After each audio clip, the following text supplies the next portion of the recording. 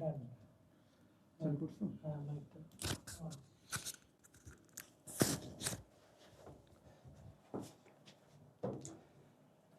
সবাই আমাকে শুনতে পাচ্ছ কিনা? ক্লিয়ারলি শোনা যাচ্ছে? সাউন্ডে কোথাও কোনো অসুবিধা আছে? সবাই ক্লিয়ারলি দেখতে পাচ্ছ আমাকে? ছোট্ট ভাই বোনেরা, আজকে আমরা শ্বাসক্রিয়া ও শ্বসন যতটুকু পারি একদম ঠান্ডা মাথায় ছোট্ট করে পড়ে ফেলবো। তুমি জাস্ট ক্লাসটা করবা, করলেই দেখবা এই চ্যাপ্টার থেকে যেই এমসিকিউ আসুক তুমি সব কিছু এ টু জেড উত্তর করতে পারছো।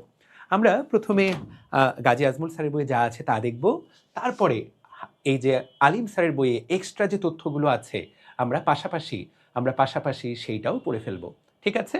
যাতে দুই জায়গা থেকে যেই প্রশ্ন আসুক আমরা একবারে কভার করে ফেলতে পারি। তাহলে লেটস স্টার্ট। চলো কথা না বাড়িয়ে আমরা আমাদের পড়া শুরু করি। আমাদের পড়ার নাম মানব শারীরতত্ত্ব, শ্বাসক্রিয়া ও শ্বসন। Let's start. তাহলে প্রিয় ছোট্ট ভাই বোনেরা, এই চ্যাপ্টারটা শুরু করার আগে আমাদেরকে এটা মুখস্থ করার চেষ্টা করার আগে আমাদের উচিত বেসিকটা ক্লিয়ার করা। আমরা কিভাবে শ্বাস নেই, আমাদের কোন জায়গাটা কি, আমাদের সেই জিনিসটা সবার আগে দেখা উচিত। আমি সবার আগে তোমাকে সেই জিনিসটা দেখিয়ে দিচ্ছি। তুমি যদি এইটা বুঝে ফেলো, বাকি পড়া তোমার কাছে একদম পানি পানি হয়ে যাবে, একদম সুপার ইজি হয়ে যাবে যদি তুমি এই পড়াটা বুঝে ফেলতে পারো। তো লেটস স্টার্ট, চলো শুরু করা যাক। তাহলে প্রথমে আমরা আজকে রেসপিরেটরি সিস্টেম দেখব। আমাদের এই যে এটা হলো আমাদের শ্বসনতন্ত্র, আমাদের প্রিয় বল্টু আমাদেরকে সাহায্য করবে। শ্বসনতন্ত্র যখন আমরা দেখব, আশা করি তোমরা এটা বুঝো। তো শ্বসনতন্ত্রের সবচেয়ে গুরুত্বপূর্ণ জিনিস কি? আমাদের ফুসফুস। কিন্তু ফুসফুস হলো একদম শেষ ধাপ, তাই না? তার আগে ফুসফুসে বাতাস ঢোকানোর জন্য যে পথ, এই পুরো পথ, তাহলে আমাদের নাক থেকে শুরু করে, তাকায় দেখো তো, এই নাকের ছিদ্র থেকে শুরু করে ফুসফুস পর্যন্ত এই পুরো জায়গাটা হলো আমাদের শ্বসনতন্ত্র, রাইট? পরীক্ষায় এগুলো থেকেই প্রশ্ন আসবে। এখান থেকে এই চ্যাপ্টার থেকে 1 বা 2 মার্ক আসবে। সেই 1 বা 2 মার্কের জন্যই আমাদের সবার প্রস্তুতি। আমরা এই 1 বা 2 মার্কের প্রস্তুতিটা এমনভাবে নিব, তুমি ভাবতে পারো যে এত বড় চ্যাপ্টার পড়ে মাত্র 1 বা 2 মার্ক, কিন্তু এই 1 মার্ক তোমার ঢাকার মধ্যে পড়া এবং ঢাকার বাইরে পড়া পার্থক্য হয়ে যেতে পারে। এখান থেকে একটা দারুণ প্রশ্ন আসলো যেটা তুমি পারলা না, বাকিরা পারলো। তুমি মেডিকেলে হয়তো চান্স পাইলা, কিন্তু দেখা গেল যে তুমি ওই 1-1.5 ওইটা ভুল করার কারণে তুমি পিছিয়ে পড়লা। বা এমনও হতে পারে চান্স হলো 72-এ, তুমি জাস্ট ওইটা ভুল করার কারণে 71 পেয়ে বসে থাকলা। সো আমাদেরকে 1 মার্কের জন্য 1 মার্ককেও কোনোভাবেই হেলা ফেলা করা যাবে না, রাইট? তাহলে চলো বিসমিল্লাহ বলে পড়া শুরু করি ছোট্ট ভাই বোনেরা। তাহলে শ্বসনতন্ত্র, ঠিক আছে? শ্বসনতন্ত্র দেখো তোমার বইয়ে, এখানে শ্বসনতন্ত্রকে আমরা কয়েকটা ভাগে ভাগ করেছি। তুমি যদি একটু বইটার দিকে তাকাও, বইয়ে একটা দারুণ ছক দেওয়া আছে। এই ছকটা দিয়েই মূলত আমাদেরকে পড়া শুরু করতে হবে। মানুষের শ্বসনতন্ত্রকে 3টা ভাগে ভাগ করা হয়েছে। একটা ভাগের নাম বায়ু গ্রহণ এবং ত্যাগ অঞ্চল, যেই জায়গাটা আমরা বাতাস নেওয়ার জন্য এবং ছাড়ার জন্য ব্যবহার করি। একটা জায়গা হলো পরিবহন অঞ্চল, যেটাকে এই যে ট্রাকিয়া, ব্রঙ্কাই, প্রান্তীয় ব্রঙ্কিওল, এটা হলো পরিবহন অঞ্চল। তারপর এই যে ফুসফুস এলাকাটা, এই জায়গাতে মূলত অক্সিজেনটা আমাদের শরীরের ভিতরে প্রবেশ করে, কার্বন ডাইঅক্সাইডটা শরীর থেকে বের হয়। অক্সিজেনটা আমাদের শরীরে প্রবেশ করলো, কার্বন ডাইঅক্সাইডটা শরীর থেকে বের হয়ে যায়, এই জায়গাতে আদান প্রদান ঘটে, এটাকে বলা হয় শ্বসন অঞ্চল। তাহলে মোটা দাগে আমাদের যে শ্বসনতন্ত্র, এটা কয় ভাগে বিভক্ত? 3 ভাগে বিভক্ত। এই টপিক থেকে অতীতে প্রশ্ন আসছে, ইনশাল্লাহ আমি তোমাকে গ্যারান্টি দিতে পারি এই টপিক থেকে ভবিষ্যতে প্রশ্ন আসবে। তো এই টপিকটা বোঝার আগে আমাদের কিন্তু জানতে হবে যে আমাদের এইখান থেকে এই পর্যন্ত আসলে কোন কোন জিনিস আছে। তুমি একদম তাকিয়ে দেখো, একদম শুরুতে আমাদের বাতাস ঢোকে কোন দিক দিয়ে, আমাদের শরীরের মধ্যে বাতাস ঢোকে কোন দিক দিয়ে? এই যে আমাদের নাকের ছিদ্র, দেখো বল্টুকে আমি উল্টা করে দিলাম। উল্টা করে দেওয়ার পর এই যে দেখো বল্টুর নাকের ছিদ্র, এই যে নাসারন্ধ্র। আমাদের নাকের ছিদ্র দিয়ে কি প্রবেশ করে? নাকের ছিদ্র দিয়ে বাতাস প্রবেশ করে। তারপর বাতাসটা কোন জায়গায় গেল? এই যে ভেতরের এই জায়গাতে নাকের ছিদ্র। নাকের পরে দেখো এটা হলো তাহলে এটাকে আমরা বলবো সম্মুখ নাসারন্ধ্র। তো দেখো তো এই নাসারন্ধ্রের পরের যে জায়গাটা, তুমি যদি এখন তোমার নাকের ভিতরে আঙ্গুল ঢুকাও, আমি আঙ্গুল ঢুকালাম, এই যে জায়গাটা, যেই জায়গাতে মেয়েরা নাকে পিন পরে, যে নাকের নথ পরে, নাক ফুরায়, যেই জায়গাটাতে তুমি অনেকগুলো লোম দেখতে পাচ্ছ, আঙ্গুল ঢুকালে দেখবে যে তোমার নাকে লোম আছে, এই জায়গাটাকে বলা হয় ভেস্টিবিউল। তাহলে এই জায়গাতে হলো সম্মুখ নাসারন্ধ্র, তার ভেতরে এই জায়গাটার নাম কি? এই জায়গাটার নাম হলো ভেস্টিবিউল। তুমি যখন আরেকটু বাতাস নিবা, তুমি দেখতে পাবা তোমার ভেতরে, নাকের ভেতরে যে ফাঁকা জায়গাটা, সেটাকে বলে নাসা গহ্বর। সেটার নাম হলো নাসা গহ্বর, মানে ফাঁকা জায়গা, নেজাল ক্যাভিটি, যেটা এইখানে তুমি দেখতে পাচ্ছ না, কিন্তু তুমি যদি এক্স রে করো তাহলে নাসা গহ্বর একদম ভালো করে দেখতে পাবা। এই যে তাকায় দেখো, এই ছবিটাতে নাসা গহ্বর খুব ভালো করে দেখা যাচ্ছে। তাহলে এই যে দেখো তো, এই হলো নাসারন্ধ্র, এই হলো ভেস্টিবিউল, আর এই হলো ভেস্টিবিউল, আর এইটার ভেতরের যে ফাঁকা জায়গাটা সেটা হলো নেজাল ক্যাভিটি। কথা ক্লিয়ার? ওকে, এটা তো আমরা সামনে থেকে দেখছি। তুমি যদি একটা মানুষের খুলি এরকম পেছন, খুলিটাকে ঘোরাও, তুমি যদি এইরকম পেছন থেকে দেখো, তুমি যদি খুলিটাকে ঘোরাও এবং খুলিটাকে এরকম পেছন থেকে দেখার চেষ্টা করো, পেছনেও এখানে আসলে দুইটা ছিদ্র আছে। যেই ছিদ্রটা এই জায়গাতে দেখা যাচ্ছে না, এই যে ছিদ্রটা আসলে এখানে কাভার হয়ে গেছে, এখানে একটা ছিদ্র, এখানে একটা ছিদ্র। নাসা গহ্বরটা অনেকটা এইরকম, ব্যাপারটা অনেকটা এইরকম, এইখানে দুইটা ছিদ্র, পেছনের দিকেও দুইটা ছিদ্র। তো এই মাঝখানের এই জায়গাটাকে বলে নাসা গহ্বর। এগুলো সম্মুখ নাসারন্ধ্র বা সামনের ছিদ্র, নাকের পেছন দিকেও দুইটা কি আছে, দুইটা ছিদ্র আছে। তাহলে কি কি হলো? সম্মুখ নাসারন্ধ্র, ভেস্টিবিউল, নাসা গহ্বর, পশ্চাৎ নাসারন্ধ্র, যার অপর নাম কোয়ানি। বাতাস নিয়ে নিলা, বাতাসটা কোথায় চলে গেল? বাতাসটা গলায় চলে গেল। এই যে গলা, পেছনের যে জায়গাটা, এই জায়গাটার নাম নাসা গলবিল। এই জায়গাটার নাম কি? নাসা গলবিল। ঠিক আছে, এই ছবিটাকে আমি দেখতে পাবো? একদম দেখতে পাবা। আমি তোমাকে দেখাচ্ছি, এই ছবি তুমি দেখতে পাবা কিনা। 100% দেখতে পাবা। এই যে আচ্ছা, তো এই তো, দ্যাটস গ্রেট। তাহলে নাকটাকে তুমি এখন সামনে থেকে দেখছো, নাকটাকে আমি সাইড করলাম। তুমি যদি পেছন থেকে দেখতে চাও, এই যে এই জায়গাটা দেখো, পেছন থেকে নেজাল ক্যাভিটি, এই যে দেখো, এটার নাম নেজোফ্যারিংস বা নাসাগলবিল। নাকের পেছন দিকে যে জায়গাটা, এই জায়গাটাকে বলা হচ্ছে নেজোফ্যারিংস। খুব ভালো করে একটা জিনিস একটু তাকায় দেখো তো, এটাতে একটু কমেন্ট করতে হবে। দেখো তো, এই যে নেজোফ্যারিংস, এই নেজোফ্যারিংসে দেখো একটা জিনিস এসে ঢুকে যাচ্ছে, দেখতে পাচ্ছ? এই নেজোফ্যারিংসে দেখো একটা জিনিস এসে ঢুকে যাচ্ছে। এই যে নেজোফ্যারিংস, দেখো একটা জিনিস এসে ঢুকে যাচ্ছে। এই যে নেজোফ্যারিংস, একটা জিনিস এসে ঢুকে যাচ্ছে। এই যে জিনিসটা এসে ঢুকে যাচ্ছে, এইটা নাম হলো ইউস্টেশিয়ান টিউব। তাহলে নেজোফ্যারিংসে কোন টিউব ওপেন করে? Eustachian tube. এটা কোথা থেকে আসে জানো? এইটা আসে আমাদের কান থেকে, মধ্যকর্ণ থেকে। কানের সাথে নাসাগলবিলের সংযোগ, এই যে নেজোফ্যারিংস।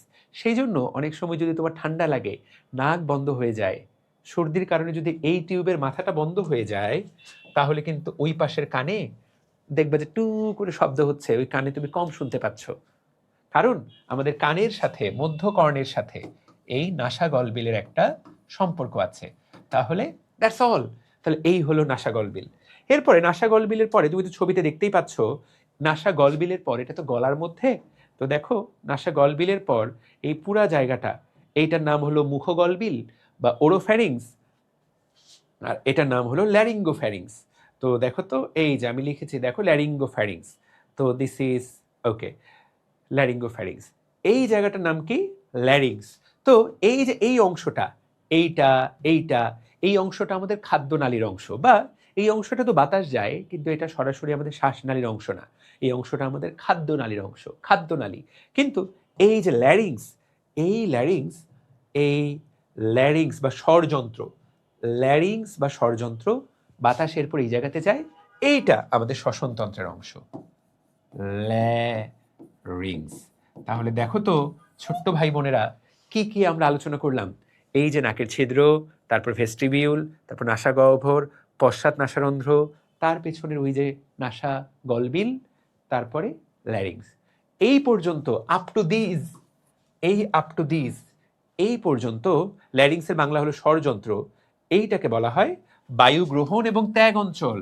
এইটুকুর নাম হলো বায়ু গ্রহণ এবং ত্যাগ অঞ্চল। সামনের এইখান থেকে এই পর্যন্ত হলো আমরা বাতাস নেওয়ার জন্য, বাতাস ছাড়ার জন্য ব্যবহৃত হয়। তাহলে আপ টু ল্যারিংস বা স্বরযন্ত্র, স্বরযন্ত্র কোনটা? এই যে আমাদের স্বরযন্ত্র, রাইট? আমাদের স্বরযন্ত্র, যেখানে তুমি কথা বলছো। ল্যারিংসটা কেটে ফেলে দিলে মানুষের এই যে এত এত পাওয়ার, দেখো শুধুমাত্র কথার জন্য পুরো পৃথিবীতে কেমন 12টা বেজে যাচ্ছে, শুধুমাত্র কথার জন্য পুরো পৃথিবীতে কেমন ধ্বংসলীলা বেঁধে যাচ্ছে। তুমি তোমার বন্ধুকে জাস্ট একটা খারাপ কথা বলো, দেখবে তোমাদের মধ্যে ঝগড়া লেগে গেছে। কথা অনেক পাওয়ারফুল। এবং এই ল্যারিংসটা কেটে ফেলে দিলে মানুষ কিন্তু আর একটা কথাও বলতে পারবে না। কত দারুণ একটা ব্যাপার, কত ভয়ঙ্কর একটা ব্যাপার। তাহলে প্রিয় ছোট্ট ভাই বোনেরা, তাহলে তোমাকে যদি বলে বায়ু গ্রহণ এবং ত্যাগ অঞ্চল এর অংশ কোনটা, ল্যারিংস পর্যন্ত, সম্মুখ নাসারন্ধ্র, নাসা গলবিল, পশ্চাৎ নাসারন্ধ্র, নাসা গহ্বর, ল্যারিংস, পারা যাবে? ওকে, মনে থাকবে এই পর্যন্ত? ঠিক আছে, ওকে। তো এখন দুইভাবে পড়া যেতে পারে, এইটুকুর আমরা ডিটেইল পড়ে ফেলতে পারি, বা আগে পুরাটা সম্পর্কে আইডিয়া নিলাম, তারপরে প্রত্যেকটা সম্পর্কে ডিটেইল পড়লাম। কোনটা করলে ভালো হয় তোমরা আমাকে বলো। আমি তোমরা যদি আমাকে একটু বলো কোনটা করলে ভালো হয়, অবশ্য আমি দুটোই করতে পারবো।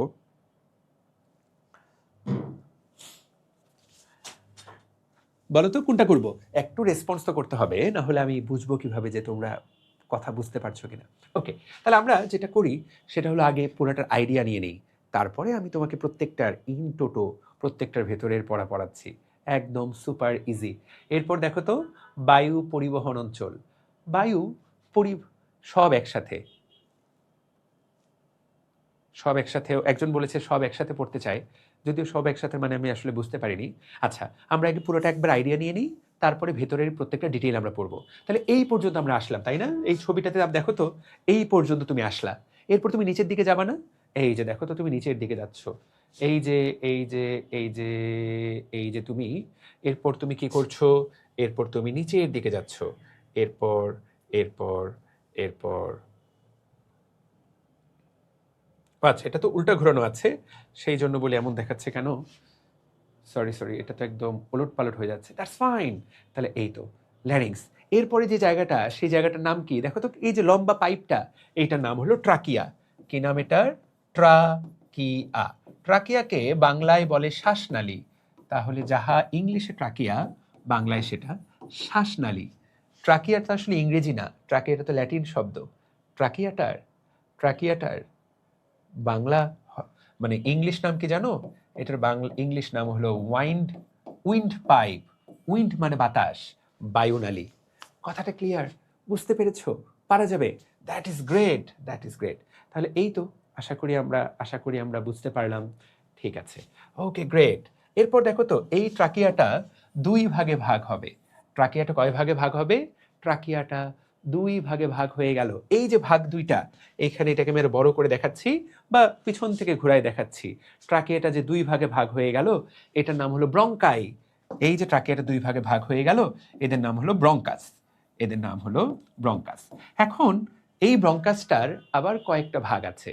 ওকে, আগে আইডিয়া নিয়ে নিই। হ্যাঁ, তো দেখো তো, তাহলে এই যে ব্রঙ্কাস, ধরো তুমি একটা গাছ আঁকবা, ধরো তোমাকে যদি এখনই একটা গাছ আঁকতে দেই, তোমরা ছোটবেলায় জীবনে প্রত্যেকেই আর্ট শিখেছো, তোমরা জীবনে ছোটবেলায় প্রত্যেকেই আর্ট করেছো। আর্ট করো নাই তোমরা এইরকম কেউ নাই, তোমরা এরকম কেউ নাই। তো দেখো, প্রথমে তুমি কি আঁকলা? কাণ্ড আঁকলা। তারপর ধরো তুমি গাছের মোটা মোটা 3টা ডাল আঁকলা। এরপর তুমি ছোটবেলায় মনে করে দেখো তো কি করতা, এই ডালগুলাকে আরো ছোট ছোট ভাগে, প্রত্যেকটাকে আরো এরকম 4 ভাগে ভাগ করলা।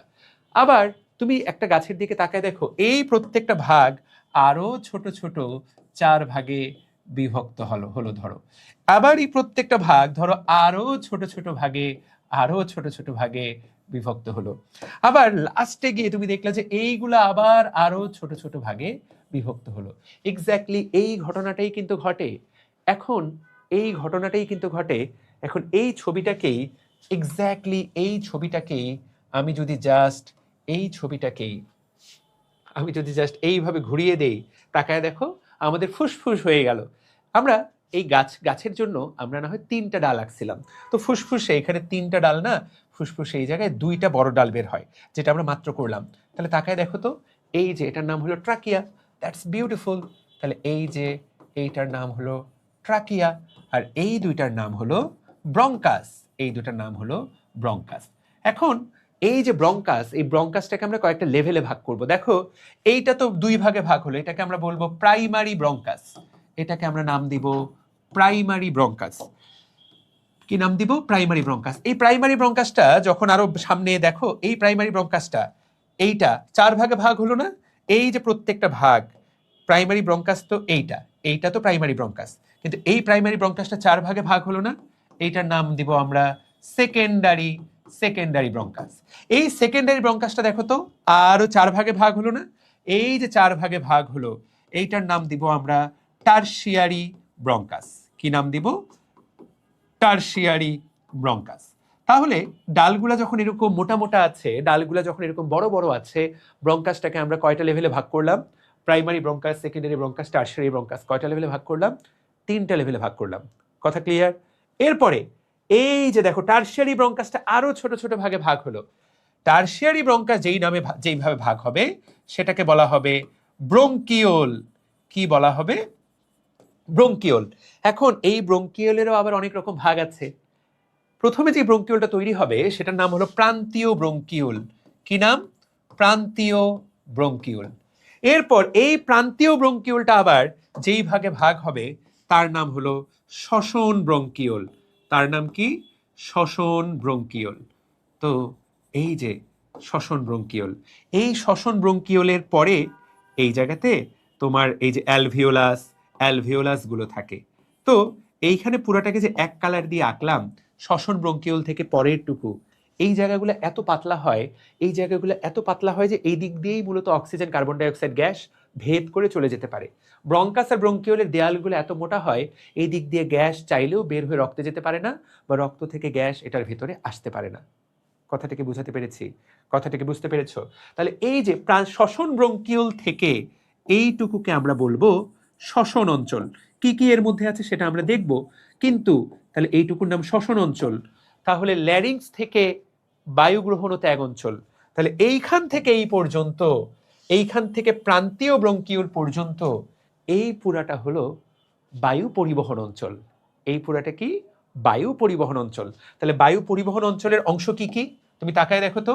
Trachea, bronchus, bronchiole.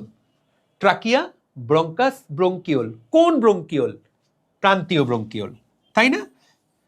প্রান্তীয় ব্রঙ্কিওল পর্যন্ত, যদিও আমি এটাতে গোল দিয়ে দিছিলাম ভুল করে। তাহলে কি কি? প্রান্তীয় ব্রঙ্কিওল, ব্রঙ্কাস, ট্রাকিয়া। ক্লিয়ার? বুঝতে পেরেছো? পারা যাবে কিনা? ক্লিয়ার? বুঝতে পেরেছো? ওকে, তাহলে দেখো তো তোমার বইয়ে এই যে ছবিটা দেওয়া, এই যে দেখো তো ট্রাকিয়া, ব্রঙ্কাস, ব্রঙ্কাসের মধ্যে প্রথম, দ্বিতীয়, প্রাইমারি, সেকেন্ডারি, টারশিয়ারি 3টার কথাই বলা আছে। এখানে প্রান্তীয় ব্রঙ্কিওলের কথা বলা। কোন ব্রঙ্কিওল পর্যন্ত? প্রান্তীয় ব্রঙ্কিওল।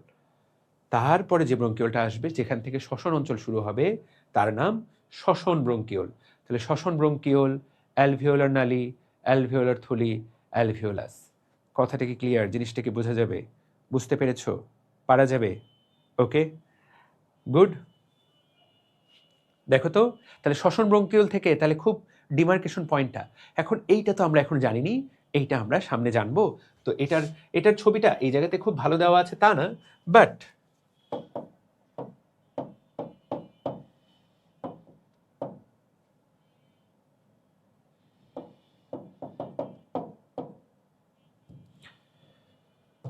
এইটার ছবিটা একবার দেখে ফেললেই, এইটার ছবিটা এই যে দেখো দারুণ, এই যে ছবিটা, এই ছবিটা তোমার এত তো আর জানতে হবে না, কিন্তু আমি যেটা আঁকলাম সেটাই দেখো। এই যে দেখো ট্রাকিয়া কয় ভাগে ভাগ হয়ে গেল? 2 ভাগে। 2টা প্রাইমারি ব্রঙ্কাস। প্রাইমারিটা কয় ভাগে ভাগ হলো? এই যে দেখো প্রাইমারিটা, এই যে দেখো সেকেন্ডারি ভাগে ভাগ হয়ে গেল। প্রাইমারিটা আবার এই যে দেখো ভাগে ভাগ হলো। তাহলে তারপর দেখো এইটা আবার 3 ভাগে, এইটা আবার এই যে এইভাবে ভাগ হচ্ছে। কথাটিকে বুঝতে পারলা? ওকে, গুড। তো এরপর একদম লাস্ট স্টেপে কি ঘটনা ঘটে? একদম লাস্ট স্টেপে ভাই ওই যে ওই জায়গাতে কি ঘটনা ঘটে দেখো। এটা একটা জোস মাত্রার ছবি। এই যে তাকায় দেখো, দিস ইজ আ জোস ছবি, জোস, একদম দারুণ একটা ছবি। দেখো তো আমরা বললাম টার্মিনাল ব্রঙ্কিওল, ইংলিশটা দেখো, terminal bronchiole. This is terminal bronchiole. ওই জায়গা থেকে শুরু হলো শ্বসন ব্রঙ্কিওল। দেখতে পাচ্ছ লেখা আছে respiratory bronchiole, respiratory bronchiole, respiratory bronchiole. এরপর দেখো এই যে আতার মতো দেখতে, এই যে প্রত্যেক আতার মতো দেখতেই প্রত্যেকটা ছোট ছোট আতার কোয়া হলো অ্যালভিওলাস। অনেকগুলো অ্যালভিওলাস, এই দেখো অনেকগুলো অ্যালভিওলাসকে একসাথে বলে অ্যালভিওলার থলি। দেখো ছোট্ট ছোট আতার, এগুলোকে বলা হয় অ্যালভিওলাস। ক্লিয়ার? তাহলে দেখো তো রেসপিরেটরি ব্রঙ্কিওল, তারপরে অ্যালভিওলার থলি, তার ভিতরে কি সাজানো থাকে? অ্যালভিওলাস সাজানো থাকে। এই তো দিস আর দ্য লেভেল। তাহলে তোমাকে যদি বলে শ্বসন অঞ্চলের অংশ কারা, তুমি কি শ্বসনতন্ত্র সম্পর্কে একটা আইডিয়া পাইলা? এই পুরাটার গায়ে কি বিছানো থাকে? রক্তনালিকা। কৈশিক জালিকা লাগানো থাকে, এটা পুরাটার গায়ে রক্তনালী সাজানো থাকে। জানো কিভাবে সাজানো থাকে? এক্স্যাক্টলি এইভাবে। এই যে দেখো, বেলুনগুলোর গায়ে এরকম লাল এবং নীল রক্তনালী সাজানো থাকে। নীল রক্তনালীগুলোকে বলা হয় এই জায়গাতে ধমনী। তারা হার্ট থেকে কার্বন ডাইঅক্সাইড যুক্ত রক্ত নিয়ে আসে। এই কার্বন ডাইঅক্সাইড যুক্ত রক্তটা এইখান থেকে বের হয়ে অ্যালভিওলাসে প্রবেশ করে, আর অ্যালভিওলাসে আসা অক্সিজেনটা এইটার ভেতরে প্রবেশ করে। কথা ক্লিয়ার? বুঝাতে পারলাম? ব্রেনের মধ্যে ঢুকছে? তাহলে এই যে প্রথম বক্সটা, প্রথম ছবিটা, this is super duper important. তোমার কাছে ওভারঅল পুরো ছবিটা একদম ক্লিয়ার হতে হবে। যদি প্রথম ছবিটা ক্লিয়ার না হয়, তুমি এই চ্যাপ্টারের গভীরে যেতেই পারবে না। তাহলে এই পুরো জিনিসটাকে আমরা একসাথে বলবো, শ্বসন বৃক্ষ। This is called respiratory tree. দেখো, এটাকে তুমি যদি উল্টা করে ধরো, এটাকে তোমার একটা গাছের মতো মনে হবে। ঠিক আছে? দেখো, এটাকে বলা হয় ব্রঙ্কিয়াল ট্রি। এটা কিন্তু এইচএসসি পরীক্ষায় ছবি আসলেও আসতে পারে, এইচএসসি পরীক্ষায় কিন্তু এটা আঁকতে হবে। This is called bronchial tree. খুব ভালো হয় তুমি যদি এই ছবিটা আঁকা প্র্যাকটিস করে ফেলো। এই ছবিটা আঁকা একটা ক্লাস 5-এর বাচ্চাকে বুঝাই দিলে সেও আঁকতে পারবে। প্রথমে একটা থেকে দুইটা থেকে তারপরে ভাগ ভাগ ভাগ ভাগ ভাগ ভাগ ভাগ ভাগ ভাগ ভাগ ভাগ ভাগ ভাগ ভাগ একদম ভাগ করতে করতে শেষে এই যে অ্যালভিওলার থলি। That is beautiful. আশা করি একদম পারা যাবে। তাহলে এই যে ছবিটা, এইখান থেকে তোমাকে যদি এখন প্রশ্ন করে, আশা করি তোমাকে কেউ আটকে রাখতে, এখান থেকে প্রশ্ন করে কেউ আটকাতে পারবে না। ঠিক আছে? তো খুব সুন্দর করে এই কথাগুলো বলা আছে, যেমন গাজী আজমল স্যারে এই জায়গাতেও একই কথাগুলা সুন্দর করে পয়েন্ট আকারে দেওয়া আছে। ওখান থেকেও একবার দেখে নিবা, এখান থেকেও সুন্দর করে পয়েন্ট আকারে দেখে নিবা। বাংলা ইংলিশ দুটোই কিন্তু পরীক্ষায় আসতে পারে, আশা করি পারবা ইনশাল্লাহ। ক্লিয়ার? তাহলে ওভারঅল আইডিয়া পেয়ে গেলাম শ্বসনতন্ত্র কোন জায়গাগুলো নিয়ে জড়িত। This is the anatomy. আমরা ফুসফুসের গঠন। তুমি যখন একটা চ্যাপ্টার পড়বা, দেখবা এই চ্যাপ্টারগুলা বা আমাদের বইয়ে যে চ্যাপ্টারগুলো দেওয়া আছে, চ্যাপ্টারগুলো কিভাবে সাজানো জানো? তুমি দেখবা, তুমি যদি বুঝতে চাও যে চ্যাপ্টারগুলো কিভাবে সাজানো, তুমি তাকায় দেখো চ্যাপ্টারগুলো আসলে এইভাবে সাজানো।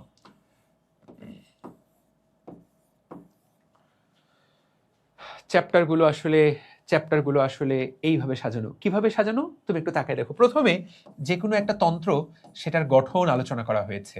গঠন তুমি যেই চ্যাপ্টার বের করো, পরিপাক তন্ত্র বের করো, শ্বাসক্রিয়া শ্বসন বের করো, সমন্বয় নিয়ন্ত্রণ বের করো, তুমি যেটা ইচ্ছে সেটাই বের করো। তুমি দেখবা প্রথমে গঠনটা কেমন, এই জিনিসটা আমাদের বডিতে কিভাবে, যেমন বৃক্ক, তুমি রেচনতন্ত্র চ্যাপ্টারটা বের করো, দেখবা সেখানে শুরুতে বৃক্কের গঠন আলোচনা করা হয়েছে। ক্লিয়ার? গঠন আলোচনা শেষে এইটা কিভাবে কাজ করে, দ্যাট মিনস এটার শারীরবৃত্তীয় প্রক্রিয়া, ফিজিওলজিক্যাল প্রসেস, শারীরবৃত্তীয় প্রক্রিয়া, এইটা আলোচনা করা হয়েছে। তুমি দেখবা যেমন এইখানে গঠনটা আলোচনা শেষ হয়ে গেলে তুমি দেখবা ফুসফুস কিভাবে কাজ করে, কিভাবে আমরা শ্বাস নেই, কিভাবে আমরা শ্বাস ছাড়ি, তারপর যে শ্বাস নিলাম শ্বাস ছাড়লাম, এই অক্সিজেনটা কিভাবে কোষে পৌঁছায়, কোষ থেকে কার্বন ডাইঅক্সাইড কিভাবে দেহের বাইরে পৌঁছায়, তুমি দেখবা এইগুলো বর্ণনা করা আছে, তাই না? ক্লোরাইড শিফট, শ্বসন ক্রিয়ার কৌশল। তার মানে তুমি জেনে গেলা ফুসফুস কিভাবে কাজ করে। তুমি আগে জানলা ফুসফুস বা শ্বসনতন্ত্র কিভাবে গঠিত। তারপর তোমাকে দেখবে প্রতিটা চ্যাপ্টারে রোগ নিয়ে আলোচনা করা হয়েছে। কি নিয়ে আলোচনা করা হয়েছে? রোগ নিয়ে আলোচনা করা হয়েছে। চ্যাপ্টারগুলা এই হলো চ্যাপ্টারের ম্যাপ। আমরা প্রথমে আছি এখন কোথায়? আমরা আছি চ্যাপ্টারের শুরুতে। চ্যাপ্টারটা কীভাবে গঠিত হয়। পৃথিবীতে কনসেপ্ট বোঝার চেয়ে ভালো জিনিস এখন আবিষ্কার হয়নি। তোমাকে জিনিসটা যদি ক্লিয়ারলি তুমি বুঝতে পারো, দেখবে তোমার ব্রেনে সুন্দর করে তথ্যগুলো সাজানো আছে, বা তুমি পড়াটা পড়ে আনন্দ পাচ্ছ। আর তোমাকে যা যদি মুখস্থ তথ্য মুখস্থ, মনে রাখার উপায় মুখস্থ, তুমি যদি মুখস্থ ভিত্তিক হও, দেখবা ব্রেনের পরীক্ষার হলে গিয়ে সত্যি কথা ব্রেনটা একবার ভুল পথে চলে গেলে আউলা ঝাউলা লেগে যাবে। পড়ালেখা শুড বি অলওয়েজ কনসেপ্ট ভিত্তিক। যেটা কোনোভাবেই বুঝতে পারবে না, সময় নাই, তখন ওটা মনে রাখার উপায় দিয়ে মনে রাখার চেষ্টা করতে হবে। কিন্তু প্রথমে উচিত কনসেপ্টটা ভালো করে বুঝে ফেলা। তাহলে আমরা শুরুর যে কনসেপ্টটা বুঝে ফেললাম, তাহলে ওভারঅল এই চ্যাপ্টারের প্রথম এটাই কিন্তু অন্যতম গুরুত্বপূর্ণ পড়া। আশা করি সবাই পারবো। এখন এই প্রত্যেকটা টপিকের ভেতর থেকে 1-2টা করে তথ্য আমাদেরকে পড়তে হবে। তো লেটস স্টার্ট, চলো শুরু করা যাক। তাহলে বায়ু গ্রহণ এবং ত্যাগ অঞ্চল, সম্মুখ নাসারন্ধ্র, এখান থেকে তেমন কোনো প্রশ্ন আসবে না। ঠিক আছে? তারপর নাসা গহ্বর, নাকের ভেতরে নাসা গহ্বর। আমরা যে কোনো কিছুর ঘ্রাণ অনুভব করি, তোমার সামনে এখন যদি একটা ময়লা কিছু আসে দুর্গন্ধযুক্ত, তুমি সেটা গন্ধ বুঝতে পারবে না। পাবলিক টয়লেটে গেলেই তুমি দুর্গন্ধ বুঝতে পারো। পৃথিবীর সকল ঘ্রাণ আমরা যেই কোষ দিয়ে অনুভব করি, যে স্নায়ু দিয়ে অনুভব করি, সেই স্নায়ুটার নাম হলো অলফ্যাক্টরি স্নায়ু। পৃথিবীর যে কোনো কিছুর ঘ্রাণ, খুবই গুরুত্বপূর্ণ কথা, যে কোনো কিছুর ঘ্রাণ, যে কোনো কিছুর ঘ্রাণ আমরা যা দিয়ে অনুভব করি তার নাম অলফ্যাক্টরি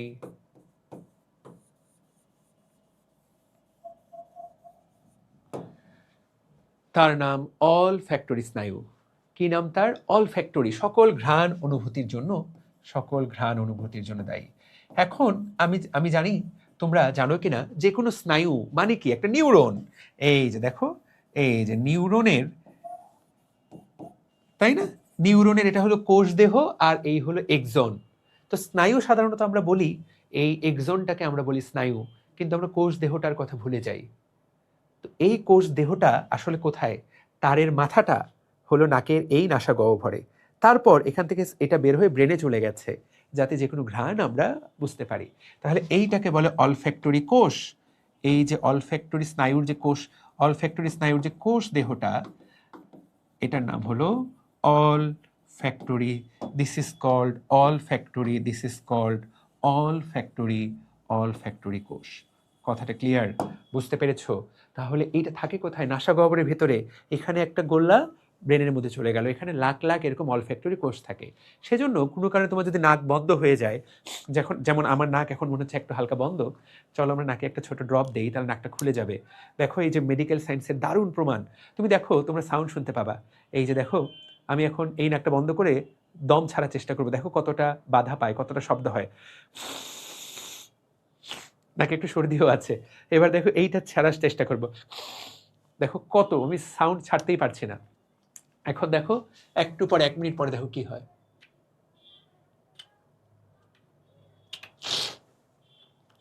আমি একটা ড্রপ দিলাম, এই ড্রপের কাজ হলো নাকটা যে বন্ধ আছে নাকটাকে খুলে ফেলা। আমি কিন্তু এখন কোনো ঘ্রাণও পাচ্ছি না, কারণ নাক তো অলমোস্ট বন্ধ। কেন বন্ধ? কারণ বাতাস তো ঢুকতেই পারতেছে না। আমি শ্বাস নিচ্ছি মুখ দিয়ে। আমরা নাক বন্ধ হলেও কিন্তু মুখ দিয়েও তো শ্বাস নিতে পারি, কারণ সেম পথেই তো যাচ্ছে। তো আমরা দেখি 1 মিনিট পরে আমার নাকটা খুলে যায় কিনা, তখন আমি আবার তোমাদেরকে সাউন্ড শোনাবো। তো তাহলে অলফ্যাক্টরি কোষগুলো কোথায় থাকে?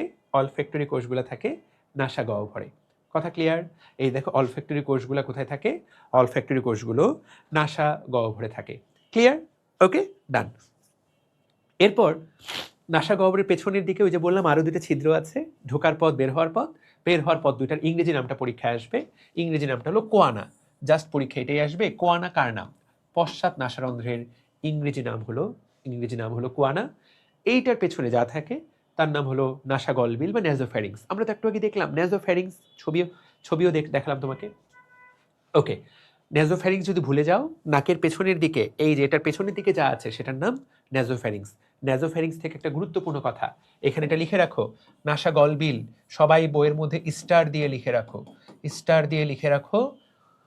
কোভিড-19 করোনার জন্য তোমার যদি স্যাম্পল নেওয়া হয় বডি থেকে, কোন জায়গা থেকে নেওয়া হবে? নাসা গলবিল থেকে।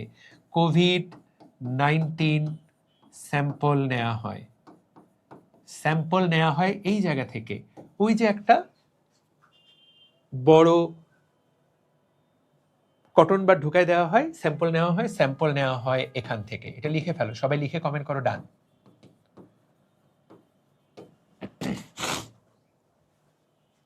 লিখে ডান কমেন্ট করো।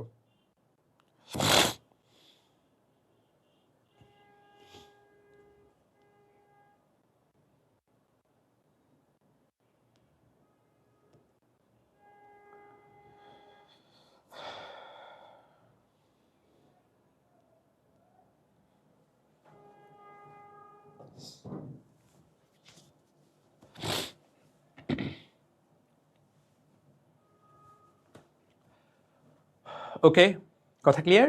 Very good. তো তাহলে এখান থেকে আর কিছু প্রশ্ন আসবে না। এরপরে টপিকটা ষড়যন্ত্র। ষড়যন্ত্র থেকে কয়েকটা কথা তোমাকে মনে রাখতেই হবে। ষড়যন্ত্র, এটা কিন্তু ষড়যন্ত্র না। ষড়যন্ত্র উচ্চারণ করবা না, তোমরা এটাকে বলবা স্বর, যেখান থেকে স্বর তৈরি হয়। স্বরবর্ণ, স্বরবর্ণ না, স্বরবর্ণ, ব্যঞ্জন বর্ণ। তো তো স্বর বর্ণ যেগুলা বা স্বর, আমাদের যে কোনো স্বর এখান থেকে তৈরি হয়। এটার ইংরেজি নাম কি? ল্যারিংস। ইংরেজি নামটা খুবই গুরুত্বপূর্ণ। তো প্রশ্ন হবে এই স্বরযন্ত্র কিভাবে তৈরি হয়? 3 ধরনের তরুণাস্থি দিয়ে। কয় ধরনের তরুণাস্থি? 3 ধরনের তরুণাস্থি। তরুণাস্থিগুলোর নাম দেখো।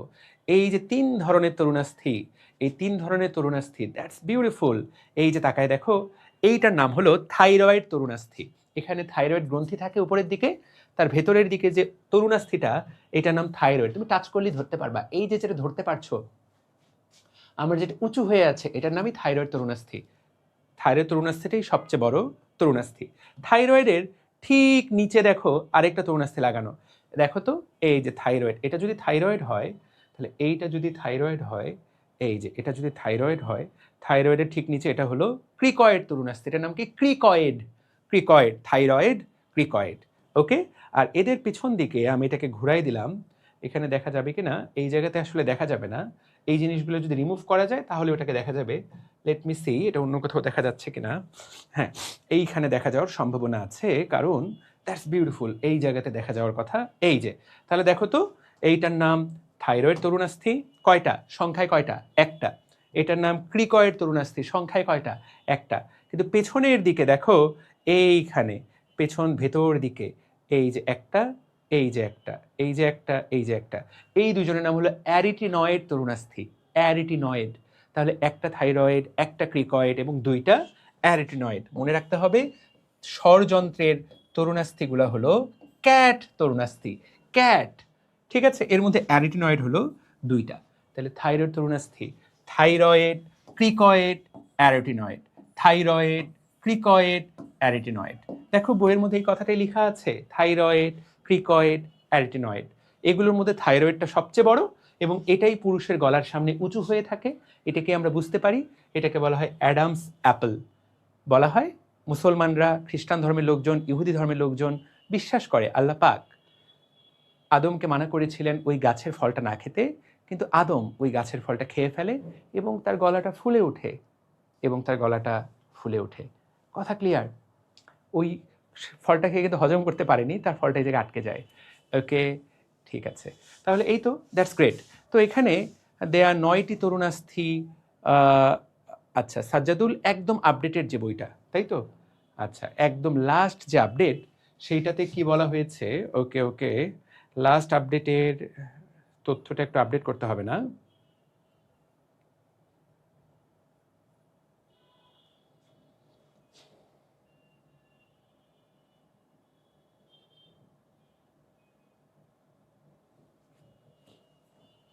লাস্ট আপডেটে কি বলা হয়েছে? 9টি তরুণাস্থি টুকরায় বিভক্ত। আচ্ছা, আমি ক্লাস শেষে আপডেটেড, আমার কাছে আমরা আপডেটেড বইটা থেকেই পড়াবো। আসলে এইচএসসি শেষ তো, আরও একটা ভার্সন আসবে, সেটাই ফাইনালি আমাদেরকে পড়তে হবে। আপডেটগুলো আমি তোমাদেরকে সবাইকে জানিয়ে দিব, এইটাও আমি খেয়াল করবো ইনশাল্লাহ। ঠিক আছে? আচ্ছা, গ্রেট। তাহলে আমরা কি শিখলাম? কিন্তু এই তিনটা, এটা কিন্তু সঠিক তথ্য। আমরা এখন যেই তথ্যটা পড়ছি, এই তথ্যটা কিন্তু অ্যাকচুয়ালি সঠিক তথ্য, যে মূল তরুণাস্থি কয়টা? 3 ধরনের তরুণাস্থি, সিএটি। আচ্ছা, গ্রেট, ঠিক আছে। এরপরে তুমি একটু তাকায় দেখো তো, এই এই যে স্বরযন্ত্র, এইটার উপরের দিকে একটা ঢাকনা থাকে। দেখো তো, এই যে স্বরযন্ত্র, এটার উপরের দিকে একটা ঢাকনা আছে। তুমি হয়তো ঢাকনাটাকে এখন বুঝতে পারছো না, কিন্তু আমি তোমাকে দেখাই দিলেই দেখতে পাবা। এই যে স্বরযন্ত্র, দেখো উপরের দিকে এই যে একটা, উপরের দিকে এই যে একটা ঢাকনা, স্বরযন্ত্র উপরের দিকে, এই যে স্বরযন্ত্র উপরের দিকে, এই যে একটা ঢাকনা।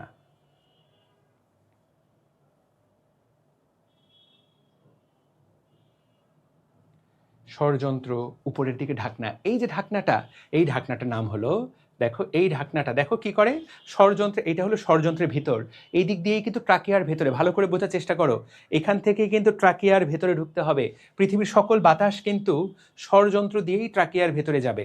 তো কোনো কারণে যদি ঢাকনাটা বন্ধ হয়ে যায়, দেখো ঢাকনাটা, এই দ্যাটস বিউটিফুল, এই যে দেখো তো এখানে মাংসের সাথে লাগানো, এই ঢাকনাটা টুক করে যদি বন্ধ হয়ে যায়, তাহলে কিন্তু আর বাতাস ঢুকতে পারবে না, তাই তো? আচ্ছা, তাহলে এই যে ঢাকনাটা, এই ঢাকনাটার নাম কি? এই ঢাকনাটার নাম এপিগ্লটিস। সবাই এটা কিন্তু পরীক্ষার জন্য সুপার ডুপার ইম্পর্টেন্ট, এপিগ্লটিস। তাহলে তুমি তো বুঝতেই পারছো, এপিগ্লটিস যদি বন্ধ থাকে, তাহলে ভেতরে কি আর বাতাস প্রবেশ করতে পারবে? ভেতরে আর বাতাস প্রবেশ করতে পারবে না। ভেতরে কি বাতাস ঢুকতে পারবে? ভেতরে বাতাস ঢুকতে পারবে না। তুমি কি দম নিতে পারবা? তুমি দম নিতে পারবা না। আর তুমি যদি দম নিতে না পারো, যদি বাতাস না থাকে, তুমি কিন্তু কথাও বলতে পারবা না। তার মানে এপিগ্লটিস বন্ধ থাকলে আমরা কথা বলতে পারি না। তাহলে তোমরা বলতে পারো যে এপিগ্লটিসের কাজটা কি? What is the function of epiglottis? এটা কিন্তু পরীক্ষার জন্য সুপার ডুপার ইম্পর্ট্যান্ট। এখন এই যে এটাকে সোজা করে দেই, এই যে এটাকে তুমি সোজা সামনে থেকে দেখতে পাচ্ছ, এটা কিন্তু তুমি টাচ করতে পারবা। এই যে দেখো, এটা কিন্তু টাচ করতে পারবা। এপিগ্লটিসটাকে টাচ করতে পারবা না, কারণ এটা একটু ভেতরের দিকে আছে, কিন্তু বাকিটা কিন্তু টাচ করতে পারবা। এই যে শ্বাসনালী, এগুলো কিন্তু দেখো তুমি টাচ করো, বুঝতে পারবা। তো ধরো আমি এইভাবে দাঁড়াইলাম, আমি এইভাবে দাঁড়ালাম, এই যে তাকায় দেখো,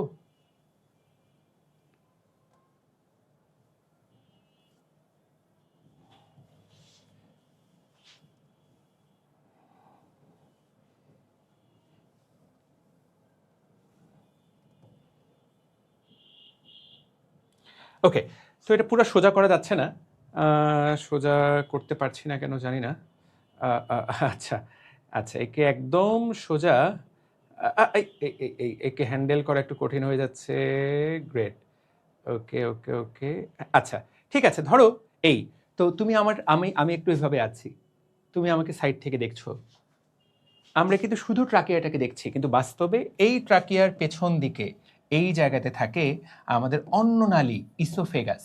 অন্ননালী, যখন একটা খাবার এই জায়গাতে আসে, তখন তার তার সামনে দুইটা পথ থাকে, একটা হলো অন্ননালী, একটা হলো শ্বাসনালী।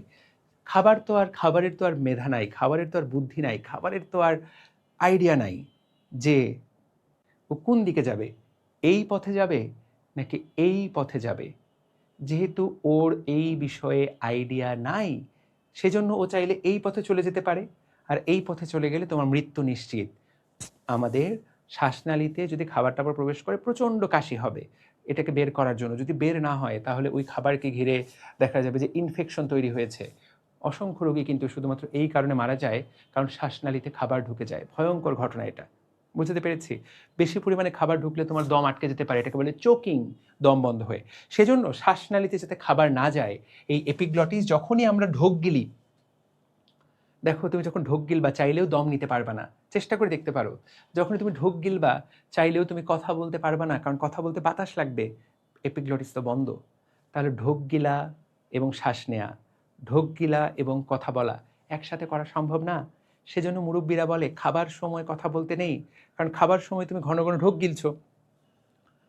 তুমি যদি সাথে সাথে কথাও বলতে চাও, তাহলে এপিগ্লটিসটা খোলা থাকবে, আবার ঢোক গিলে সেটা বন্ধ। খোলা বন্ধ, খোলা বন্ধ, খোলা বন্ধ, খোলা বন্ধ করতে করতে কোনো কারণে ভালো মতো বন্ধ হলো না, তুমি ঢোক গিলে ফেললা, খাবার তোমার শ্বাসনালীতে ঢুকে যাবে। তাহলে what is the function of epiglottis? খাদ্য গলাধকরণের সময়, ঢোক গেলার সময়, ঢোক গেলার সময় এটা কি করে? এটা শ্বাসনালীকে কি করে? ঢোক গেলার সময় এটা শ্বাসনালীকে বন্ধ করে দেয়, এটা ল্যারিংসকে বন্ধ করে দেয়। খুবই গুরুত্বপূর্ণ কাজ, তোমার জীবন বেঁচে থাকার জন্য এতটাই গুরুত্বপূর্ণ। এই এপিগ্লটিসের কাজ নষ্ট হয়ে গেলে তুমি কিন্তু বেঁচেই থাকবে না, খাবার গিলতেই পারবে না। গিলতে গেলেই তোমার ফুসফুসে খাবার চলে যাবে, তোমার 12টা বেজে যাবে। কথা বুঝতে পেরেছো? তাহলে what is the function of epiglottis? Epiglottis epiglottis খাদ্য গলাধকরণের সময় ষড়যন্ত্রের মুখটা বন্ধ করে দেয়। এ কারণে খাদ্য ষড়যন্ত্রে প্রবেশ করতে পারে না, অন্য সময় এটা শ্বাস গ্রহণ করার জন্য উন্মুক্ত থাকে। সবাই কি বুঝতে পারলা? ওকে, ঠিক আছে। ওকে, তো সাজ্জাদুল বলেছে নতুন বইয়ের তথ্যটা 9টি তরুণাস্থি টুকরায় গঠিত হয়, এদের মধ্যে 3টা থাইরয়েড, ক্রিকয়েড এবং এপিগ্লটিস, এবং 3টি জোড় অ্যারেটিনয়েড, কর্নিকুলেট এবং কিউনিফর্ম। That is true. তো এখানে নতুন তথ্যটা যেহেতু ও দিয়ে দিল, তাহলে আমরা তো 3টা তথ্যের নাম জানলাম। অলরেডি তো আমরা 3টা জানি। ক্যাট, এইটা তো আগের বইয়ের তথ্য, যেখানে এই ছিল জোড়া, বাকিরা তো বেজোড়। তো নতুন বইয়ে বলছে যে 3টা বিজোড়। ওই বিজোড় 3টা দেখো তো, বিজোড় 3টা কি কি? Thyroid, cricoid, epiglottis. এপিগ্লটিসের বানান ই দিয়ে, এপিগ্লটিসের বানান কিন্তু এপিগ্লটিস, ইপিআই, এপিগ্লটিস। ঠিক আছে, তো এই তো দেখতে পাচ্ছ। তুমি চাইলে এটাও মনে রাখতে পারো, বেজোড় 3টাও কিন্তু কি? ক্যাট, ক্রিকয়েড, এপিগ্লটিস এবং থাইরয়েড, এই 3টা হলো বিজোড়। আমি লিখে দিচ্ছি নামগুলা, আপডেটেড বইয়ের তথ্যগুলা। তাহলে বিজোড়গুলোর নাম হলো ক্রিকয়েড, ই দিয়ে এপিগ্লটিস এবং থাইরয়েড। আর জোড়গুলোর নাম, হ্যাঁ এগুলো যে নাই বডিতে তা না, এগুলোও বডিতে আছে। তো জোড় আছে কয়টা? জোড়ও আছে 3টা, বাট 3 দুগুণে 6, 3টা নাম, কিন্তু আছে কয়টা করে জোড়া? তাহলে 3 দুগুণে 6, এখানে কয়টা? 3টা, এখানে 6টা, কয়টা? তাহলে এপিগ্লটিস। তাহলে এই ষড়যন্ত্রে মোট কয়টা তরুণাস্থি? মোট 9টা। ঠিক আছে, এদের নাম কি? এদের নামগুলো তুমি একটু তাকায় দেখো। অ্যারিটিনয়েড, এদের নাম হলো অ্যারিটিনয়েড।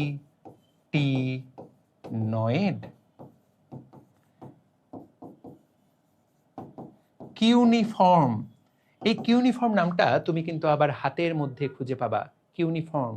এবং কর্নিকুলেট।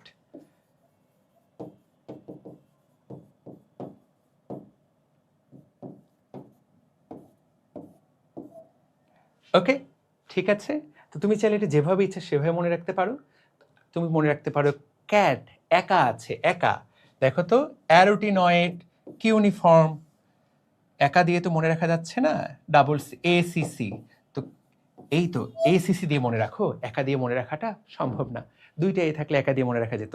তাহলে দেখো তো, অ্যারোটিনয়েড, কিউনিফর্ম, কর্নিকুলেট, এইগুলাতে এগুলো 2টা করে থাকে, ছোট ছোট। তো আমি তো তোমাকে অ্যারোটিনয়েডের ছবি দেখালাম। তাহলে দিস ইজ গুড, এইটা নতুন অ্যাড করেছে।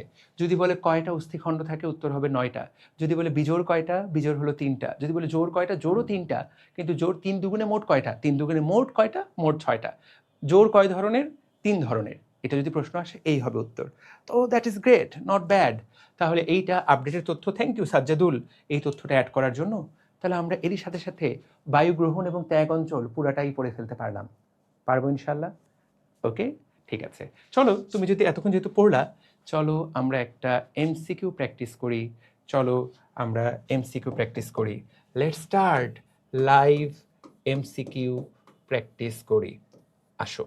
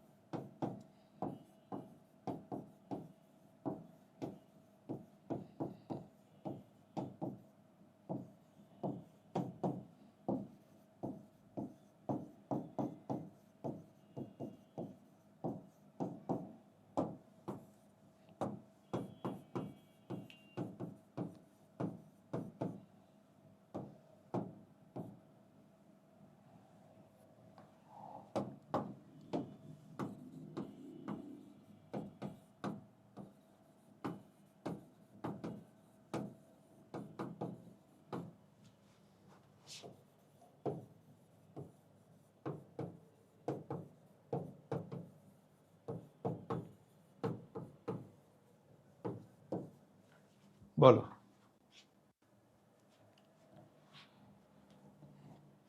এইটার উত্তর দাও। দেখি কে সঠিক উত্তর দিতে পারো।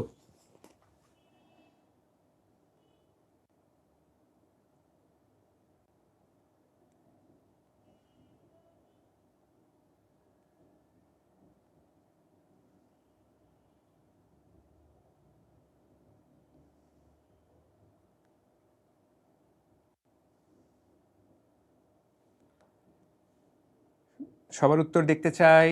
গ্রেট। ফেসবুক এইখানে দেখি তো, দাঁড়াও, আমি তোমাদের এখানকার কমেন্ট দেখতে পাচ্ছি না কেন।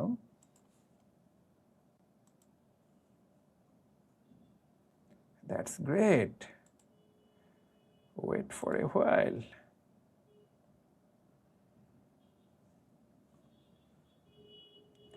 তাহলে উত্তর হয় নাই। যারা উত্তর দিয়েছে নিচের কোনটা বায়ু গ্রহণ এবং ত্যাগ অঞ্চলের অংশ? তো প্রিয় ছোট্ট ভাই বোনেরা, আমি যে তোমাদেরকে একটু আগেই বললাম যে ফ্যারিংস কথাটার অর্থ হলো গলবিল, কিন্তু শুধু কোন গলবিলটা? শুধু নাসা গলবিল। আসলে এইটা সত্যি কথা হলো, যেহেতু বইয়ে যেভাবে দেওয়া শুধুমাত্র সেটা, বাকিগুলা কিন্তু এই গলবিলগুলা এগুলা কিন্তু আসলে পরিপাক তন্ত্রের অংশ। কার অংশ? এরা আসলে কিন্তু পরিপাক তন্ত্রের অংশ, পরিপাক তন্ত্রের অংশ। তো সত্যি কথা হলো যে এইটা হলো সরাসরি বায়ুগ্রহণ ত্যাগ অঞ্চলের অংশ। কিন্তু বাস্তবে কি ঘটে? দম যখন নেই তখন কি এই পথ দিয়ে যায় না বাতাস? হ্যাঁ, এই পথ দিয়ে যায়। কিন্তু বইয়ে কিন্তু এই গলবিলগুলোর কথা বলা নাই, শুধু এইটার কথা বলা আছে ন্যাজোফ্যারিংস। তো যেহেতু এইটার কথা বলা, আমরা অপশনে এইটা থাকলে এইটাই দাগাবো। কথা ক্লিয়ার? ঠিক আছে, ওকে গ্রেট, ওকে ফাইন। এরপর আমরা এখানে একটা ভালো পড়া পড়তে যাচ্ছি, সেটা হলো এই যে দেখো ছবির দিকে তাকাও, এই যে এটা আসলে সত্যি পড়া। তো দ্যাট ইজ বিউটিফুল। তাহলে এত কথা বললাম, স্বরযন্ত্র থেকে স্বর তৈরি হয়, আসল পড়াটাই তো পড়ানো হয়নি এখনো। সেটা হলো স্বরযন্ত্রের ভেতরের দিকে তাকাও। এই যে স্বরযন্ত্রের ভেতরের দিকে আমরা দেখতে পাচ্ছি, তুমি দেখো এখানে একটা, এইটা একটা, এইটা, এই যে দুইটা ফোল্ড, এইটাই হলো vocal cord. These are our vocal cord. আমাদের ভোকাল কর্ড কয়টা? আমাদের ভোকাল কর্ড দুইটা। এইটাই হলো আমাদের ভোকাল কর্ড, এইটা হলো আমাদের ভোকাল কর্ড। পরীক্ষায় যদি প্রশ্ন আসলেই আসে যে ভোকাল কর্ড আসলে কয়টা, সত্যি উত্তর হলো ভোকাল কর্ড দুইটা। তবে এই ফোল্ড ছাড়াও আরও একটা ভিতরে ফোল্ড বা এরকম প্যাঁচ আছে, যেগুলোকে বলে ফলস ভোকাল কর্ড। মূলত শব্দ তৈরি করে কিন্তু আমাদের এই ট্রু ভোকাল কর্ড। তুমি যতটুকু শব্দ তৈরি করছো পুরাটাই এই ট্রু ভোকাল কর্ড তৈরি করে। কিন্তু ফলস ভোকাল কর্ড আরও দুইটা আছে, যারা আসলে সরাসরি শব্দ তৈরি করে না, কিন্তু শব্দ তৈরি করতে সাহায্য করে। তো নতুন এডিশনের বইয়ে এইটাই লেখা আছে যে ট্রু ভোকাল কর্ড কয়টা, ফলস ভোকাল কর্ড কয়টা। ট্রু ভোকাল কর্ড দুইটা, ফলস ভোকাল কর্ড দুইটা। কিন্তু যদি বলা হয় আসলেই ভোকাল কর্ড কয়টা, সত্যি কথা হলো ভোকাল কর্ড আসলে দুইটা। ওই যে বাকি যেই জিনিসগুলা, এইগুলো আসলে বইয়ে লেখার মাধ্যমে ছাত্রছাত্রীদের সাথে আসলে যেটা করা হয় সেটা হলো এক ধরনের প্রতারণা, বা ছাত্রছাত্রীদেরকে কনফিউজ করা ছাড়া কোনো অর্থ নাই। একবার এক একটা কথা লিখে রেখেছে বইয়ে। আমরা যখন পড়েছিলাম তখন সঠিকটাই লেখা ছিল, ভোকাল কর্ড মানুষের দুইটা। তারপর কোনো একটা বইয়ে আসলো ভোকাল কর্ড 6টা। গাজী আজমল স্যার ওটা তার বইয়ে অ্যাড করে দিলেন। এখন স্যার নিজে অ্যাড করেন নাকি তার যারা এডিটর তারা অ্যাড করে, এটা আসলে আমি জানি না। এরপরে এইবার এডিশনে নতুন টেকনিক ইউজ করলেন, ট্রু ভোকাল কর্ড দুইটা, ফলস ভোকাল কর্ড দুইটা। এই লাইনটা সঠিক আছে, এতে কোনো সন্দেহ নাই, কিন্তু এই এক্সট্রা কথার কোনো প্রয়োজন ছিল না। সত্যি কথা হলো ভোকাল কর্ড আসলে কয়টা? ভোকাল কর্ড আসলে দুইটা। এখন তোমাদের মনে প্রশ্ন হবে যে তা ভাই যদি অপশনে আসে ভোকাল কর্ড কয়টা, কি দাগাবো? 2, 4, 6, 8, কি দাগাবো? এটা আসলে একটা বিশাল চ্যালেঞ্জের প্রশ্ন। সত্যি কথা, এইগুলো আসলে একটা পেইনফুল প্রশ্ন। এই প্রশ্নের কোনো উত্তর নাই। তোমরা বলতে পারো যে এই প্রশ্নের উত্তর না থাকলে আমি আসলে তাহলে কি দাগাবো? কারণ আলিম স্যারের বইয়ে দেখো লেখা আছে 6টি ভোকাল কর্ড, গাজী আজমল স্যারের বই লেখা আছে 4টি ভোকাল কর্ড। কিন্তু সত্যি উত্তরটা কি? ভোকাল কর্ড আসলে কয়টা? তুমি যদি গুগল করো, এখনই সার্চ দাও, চ্যাট জিপিটি, এআইকে সার্চ দাও, চলো আমরা একটা সার্চ দিয়ে দেখি, তোমাদেরকে প্রমাণ দেই। Vocal cord, vocal cord how many, vocal cord how many. তুমি যখনই সার্চ দিবা, এই যে দেখো বড় করে আসবে, you have 2 vocal cord also known as vocal fold. ঠিক আছে, তাহলে সঠিক উত্তর কোনটা? সঠিক উত্তর আবার দুইটা। তাহলে দাগাবোটা কি? একদম আসলে যা ইচ্ছা তাই। সত্যি কথা যে আসলে এটা কি দাগাবা? শিক্ষক হিসেবে আমি তোমাকে কি বলবো? আমি যদি তোমাকে বলি অনেস্টি ফলো করো, মানে সত্যের পথে থাকো, তাহলে উত্তর দাগাতে হবে 2। কিন্তু বইয়ে তো আবার লেখা আছে 4, আরেক বইয়ে তো লেখা আছে 6। এটা ফি সাবিলিল্লাহ করা ছাড়া কিচ্ছু করার নাই। তাহলে কিন্তু আপনি শিক্ষক, আপনি যদি আমাকে বলতে না পারেন তাহলে আমি কোথায় যাব? আমি আধুনিক যে বইটা গাজী আজমল স্যারের, সেটাতে যেহেতু দেওয়া আছে 4, 2, 4, 6 থাকলে আপাতত তোমরা 4ই দাগাবা। আর যদি বলে ট্রু ভোকাল কর্ড কয়টা, তাহলে ভাই আর এত কথা বলা দরকার নেই, তাহলে তো উত্তর একটাই। দোয়া করো পরীক্ষায় যদি এই প্রশ্নটা আসে যাতে এইটাই আসে, ট্রু ভোকাল কর্ড কয়টা। ঠিক আছে, ভোকাল কর্ড কয়টা, এই ফাউল মার্কা প্রশ্নটা যাতে পরীক্ষায় জীবনও না আসে। এই প্রশ্নটা আসা মানে জাস্ট নিজের মানে বিপদ ডেকে আনা। একটা দাগাবা, দেখবো এটা কেটে দিয়েছে, আরেকটা উত্তর নিয়েছে। কারণ এক এক বই এক একটা দেওয়া, these are totally painful, totally painful, তাই না? ঠিক আছে, তো তাহলে কি বললাম, যদি কয়টা আসে 4 দাগাবা, আর যদি ট্রু বলে তাহলে কয়টা দাগাবা? 2টা দাগাবা। That is great. তাহলে আমরা শিখে ফেললাম, ওকে আমাদের এখান থেকে আর কোনো পড়া নাই, ইনশাল্লাহ উত্তর করা যাবে। তাহলে বায়ু গ্রহণ এবং শ্বাস অঞ্চল আমাদের পুরোপুরি পড়া হয়ে গেল। এরপর দেখো ট্রাকিয়া, এখান থেকে শুরু হবে ট্রাকিয়া। দেখো ট্রাকিয়া দেখতে কি সুন্দর, জাস্ট জোস। দেখো একটা পাইপের মতো। কয়েকদিন পরে কুরবানি হবে, আমি তোমাদেরকে একটা হোমওয়ার্ক দিলাম, কয়েকদিন পরে কুরবানি হবে। গরুটা যখন জবাই করবে, কুরবানি দেওয়া হবে আল্লাহ পাকের উদ্দেশ্যে, তোমরা যখন গলাটা কাটবে, দেখবা ট্রাকিয়াটার দিকে, জাস্ট জব করা মাত্রই দেখবা ট্রাকিয়াটা দেখতে পাচ্ছ, ভেতরটা একটা পাইপের মতো। এরপর তো ওটা বের করবে, বের করে দেখবা ঝুলায় রাখছে, টাঙ্গায় রাখছে। ট্রাকিয়াটা তোমরা ছবি তুলে পোস্ট করো, যদিও সরি ছবি তুলে পোস্ট করা দরকার নেই, কুরবানির মাংস নিয়ে এ ধরনের এটা ধর্মীয় আচার আচরণের বিরুদ্ধে চলে যেতে পারে, বা অনেকেই অনেকের সেন্সিটিভিটিতে আঘাত লাগতে পারে। আমরা এটা করবো না, পোস্ট করো না, বাট তুমি ভালো করে দেখে রেখো, পারলে ছবি তুলে রেখো তোমার পরবর্তী জন্য। রিয়েল মানুষের ট্রাকিয়ার তো তুমি কাটা অবস্থায়, তুমি যদি ডাক্তার না হও, তুমি যদি ইএনটি বিশেষজ্ঞ না হও, যেমন আমি কখনো তো এটা কেটে সাধারণত খুব বেশি করার প্রয়োজন পড়বে না, যদি আমি তো নিউরোলজি নিয়ে পড়ালেখা করছি। হ্যাঁ, যদি আমি পরবর্তীতে আইসিইউ স্পেশালিস্ট হই, নিউরোলজির আইসিইউ স্পেশালিস্ট যদি আমি সেটা হই, তাহলে আমার ভবিষ্যতে ট্রাকিয়া কাটা শেখা লাগতে পারে। কিন্তু এখন আমি ডাক্তার হিসেবে কিন্তু আমি নিজে ট্রাকিয়া কাটা আমার শেখা লাগে না, বা কাটা ট্রাকিয়া নিয়ে আমার কাজ করতে হয় না, কারণ আমি তো নাক কান গলা বিশেষজ্ঞ নই। যারা নাক কান গলা বিশেষজ্ঞ তাদেরকে এটা অপারেশন করার জন্য এটা কাটতে লাগতে পারে। তো তোমার জীবনে এই সুযোগ আসবে কি আসবে না আমি জানি না, গরুর ট্রাকিয়াটা দেখে ফেলাটার জন্য তোমাদেরকে আমি বলবো, দেখো ট্রাকিয়াটা দেখতে একদম এইরকম। দেখো জায়গায় জায়গায় এই জিনিসটা আছে, আবার জায়গায় জায়গায় খালি। দেখো তো, দিস ইজ বিউটিফুল। তো ট্রাকিয়াটা আসলে কি দিয়ে তৈরি, তুমি যদি একটু ভালো করে দেখো, ভেতরটা কিন্তু আসলে মাংস দিয়ে তৈরি। দেখতে পাচ্ছ, ভেতরটা কিন্তু বিউটিফুল, ভেতরটা কিন্তু বিউটিফুল মাংস দিয়ে তৈরি, রাইট? তার উপরে তরুণাস্থি বসানো কিসের জন্য?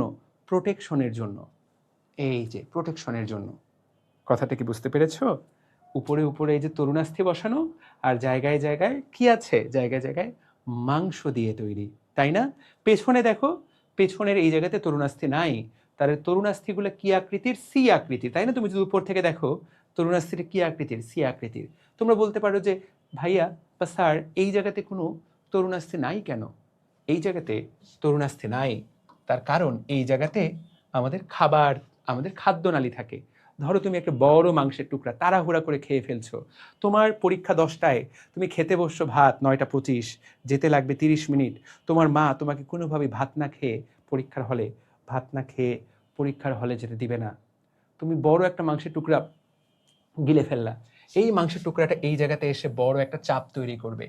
যদি ট্রাকিয়াটা এই জায়গাতে ফিক্স করা থাকতো, তাহলে অন্ননালীটা প্রসারিত হওয়ার জায়গা পাইতো না, খাবার আটকেই তুমি ওই জায়গায় মরে যাইতা।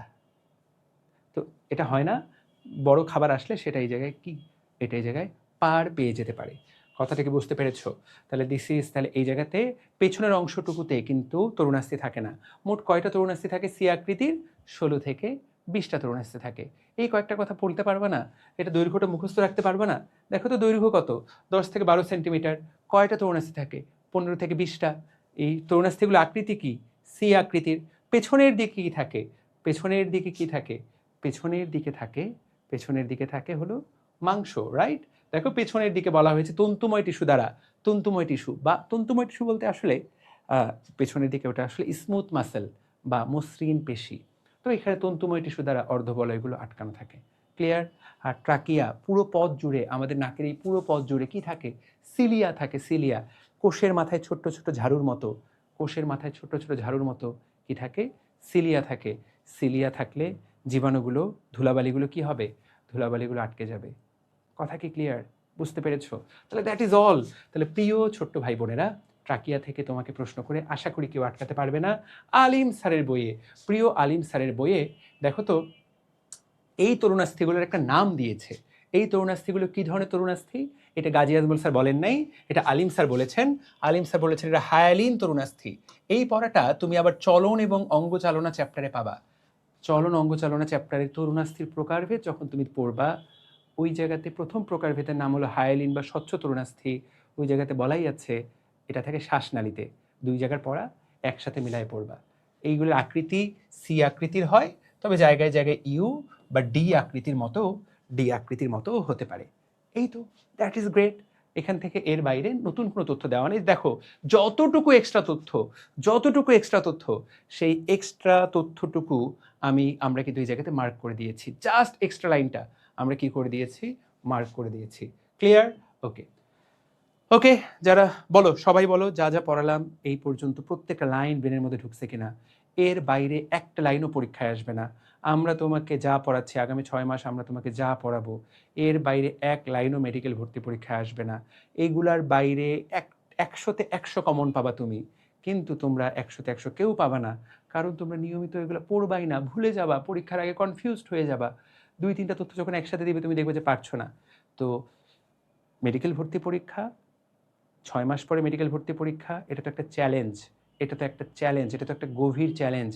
এই চ্যালেঞ্জে উতরাতে হলে তোমাকে কিন্তু সুপার ডেডিকেটেড হতে হবে। সুপার ডেডিকেটেড মানে সুপার ডেডিকেটেড। এই ডেডিকেশনের কোনো মানে যেটাকে বলে, আমি অনেকে বলে না কুত্তার মতো পড়ালেখা, একদম কুত্তার মতো ডেডিকেটেড হতে হবে। তুমি যদি ডেডিকেটেড না হও, তুমি জাস্ট কোনো মতে পড়ালেখা করলে এটা কোনো মতে রেজাল্ট হবে। তুমি যদি চিন্তা করো আমি ঢাকা মেডিকেলে যেতে চাই, তোমাকে বাংলাদেশের সেরা 200 জন স্টুডেন্টের মতো পরিশ্রম করতে হবে। আমি জানি না তোমরা সেটা করছো কিনা। আবারও বলছি ছোট্ট ভাই বোনেরা, এটা আরাম করে কিচ্ছু হবে না। আমরা তোমাকে যতই ভালো পড়াই, আমরা তোমাকে যাই ঢেলে দেই, ইটস আপ টু ইউ। দেখো আমরা কিন্তু পড়াই যাচ্ছি, প্রত্যেক বছর কয়েকশো থেকে কয়েক হাজার স্টুডেন্ট আমাদের কাছে পড়ছে। এফআরবিতে 40,000 বাচ্চা পড়লো। দেখো সব দেশ সেরা টিচাররা, বুয়েট মেডিকেলের টপার ভাইয়ারা তোমাদেরকে পড়াই দিল।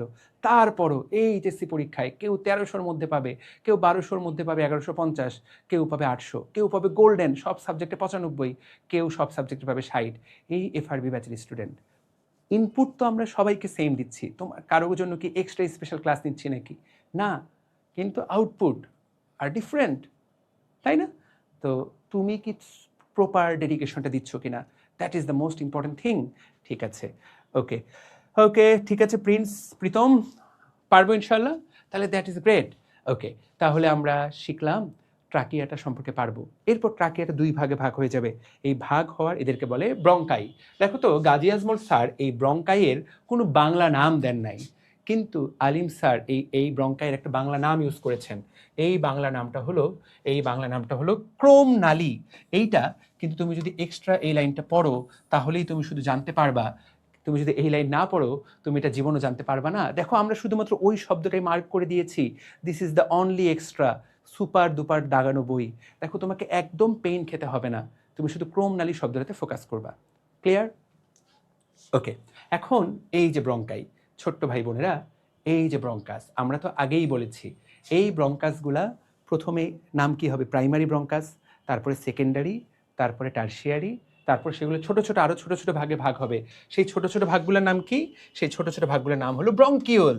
এই যে দেখো ব্রঙ্কিওল, এই ব্রঙ্কিওলের প্রথম নাম হবে শ্বসন ব্রঙ্কিওল, প্রথম নাম হবে প্রান্তীয় ব্রঙ্কিওল, তারপর নাম হবে শ্বসন ব্রঙ্কিওল। আশা করি আমরা জানি ব্রঙ্কাস এবং ব্রঙ্কিওলের মধ্যে পার্থক্যটা কি। সুপার ডুপার ইম্পর্টেন্ট লাইন, এটা কিন্তু পরীক্ষায় প্রশ্ন আসবে। তোমার পরীক্ষায় বলবে যে তুমি কিভাবে ব্রঙ্কাস আর ব্রঙ্কিওলের পার্থক্য করবা, যে কখন ব্রঙ্কাসটা ব্রঙ্কিওল হয়ে গেল তুমি এটা কিভাবে বুঝবা। একটাই উত্তর, তুমি যদি এই শব্দটা দেখো তাহলে বুঝবা যে দ্যাট ইজ দ্য উত্তর। ব্রঙ্কাসের চারপাশে তরুণাস্থি আছে, ব্রঙ্কিওলের চারপাশে তরুণাস্থি নাই। ধরো এইটা হলো ব্রঙ্কাস, এটা হলো ব্রঙ্কিওল, কিন্তু ব্রঙ্কাসের চারপাশে যা থাকবে, এই যে এটার কিন্তু ব্রঙ্কাসের কিন্তু কি থাকবে, তরুণাস্থি থাকবে। This is super duper important. ব্রঙ্কিওলের তরুণাস্থি নাই। মেইন পার্থক্যটা কিন্তু এই লাইনটাতে, যে ব্রঙ্কাস আর ব্রঙ্কিওলকে আলাদা করা যায় কিসের দ্বারা। Super duper important. Okay, good, ঠিক আছে, ডান, ক্লিয়ার, বুঝতে পারলাম। ঠিক আছে ঠিক আছে ঠিক আছে, ওকে, ডান, ফাইন। ফাতেমা গুলসান জেসি, বুঝতে পারছো কি না? গ্রেট। এবার ব্রঙ্কাস ব্রঙ্কিওল পার্থক্য করে ফেললাম আমরা। এইবার তাকিয়ে দেখো তো প্রিয় ভাই বোনেরা, আমরা ঢুকে গেলাম শ্বসন অঞ্চলে, আমরা ঢুকে গেলাম ফুসফুসে। ফুসফুস, ব্রঙ্কাসগুলো ভাগ হওয়ার পর কোথায় ঢুকে গেল? ফুসফুসে। ফুসফুস দেখতে কেমন? ফুসফুসের এইখানে যে আলোচনা দেওয়া আছে, এইটা তুমি জাস্ট একটা ছবি দেখলে সুপার ডুপার ইজিলি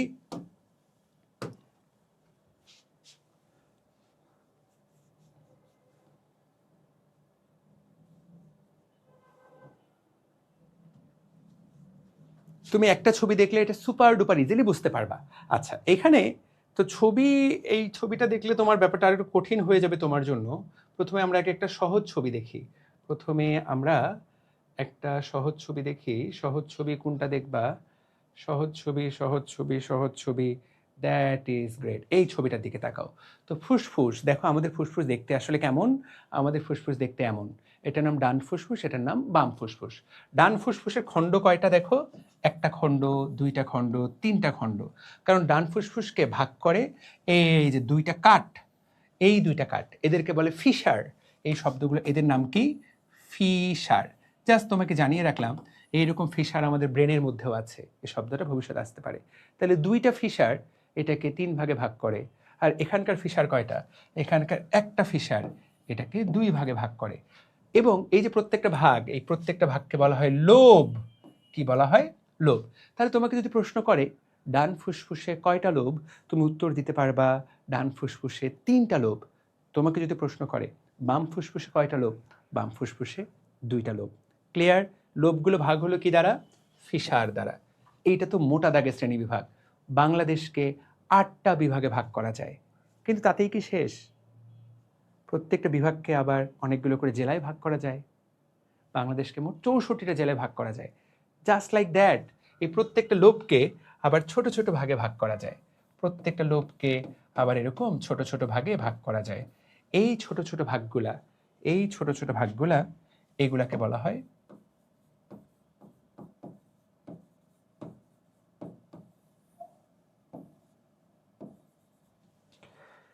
এই ছোট ছোট ভাগগুলা, এইগুলাকে বলা হয় লোবিউল। কথা ক্লিয়ার? বুঝতে পেরেছো? ব্রেনের মধ্যে ঢুকলো। তাহলে এরকম কয়টা লোবিউল আছে? এই যে ছবির দিকে তাকায় দেখো।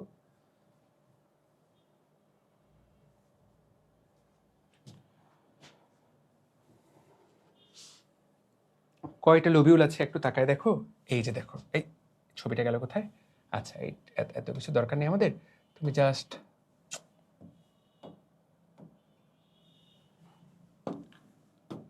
1 2 3 4 5 6 7 8। তো তুমি বলতে পারবে 8টা লোবিউল, কিন্তু আমি যে ছবিটা ঘুরাই দেই তুমি পিছন দিকে আরো 2টা লোবিউল দেখতে পাবা। এইরকম লোবিউল আছে ডান ফুসফুসে কয়টা? 10টা। বাকি 2টা কই? পিছন দিক থেকে আছে, দেখাই দিব, সমস্যা নাই। এইখানে এরকম কয়টা লোবিউল আছে? 8টা। তো যদি বলে লোব কয়টা, উত্তর হবে 3 এবং 2। যদি বলে লোবিউল কয়টা, উত্তর হবে 10 এবং 8। Super duper important. অসংখ্য বাচ্চা এগুলো ভুল করে, একদম ভুল করা যাবে না। Must to know. দেখো এক একটার কালার এক এক রকম দেওয়া, লোবিউলগুলোর কালার এক এক রকম দেওয়া।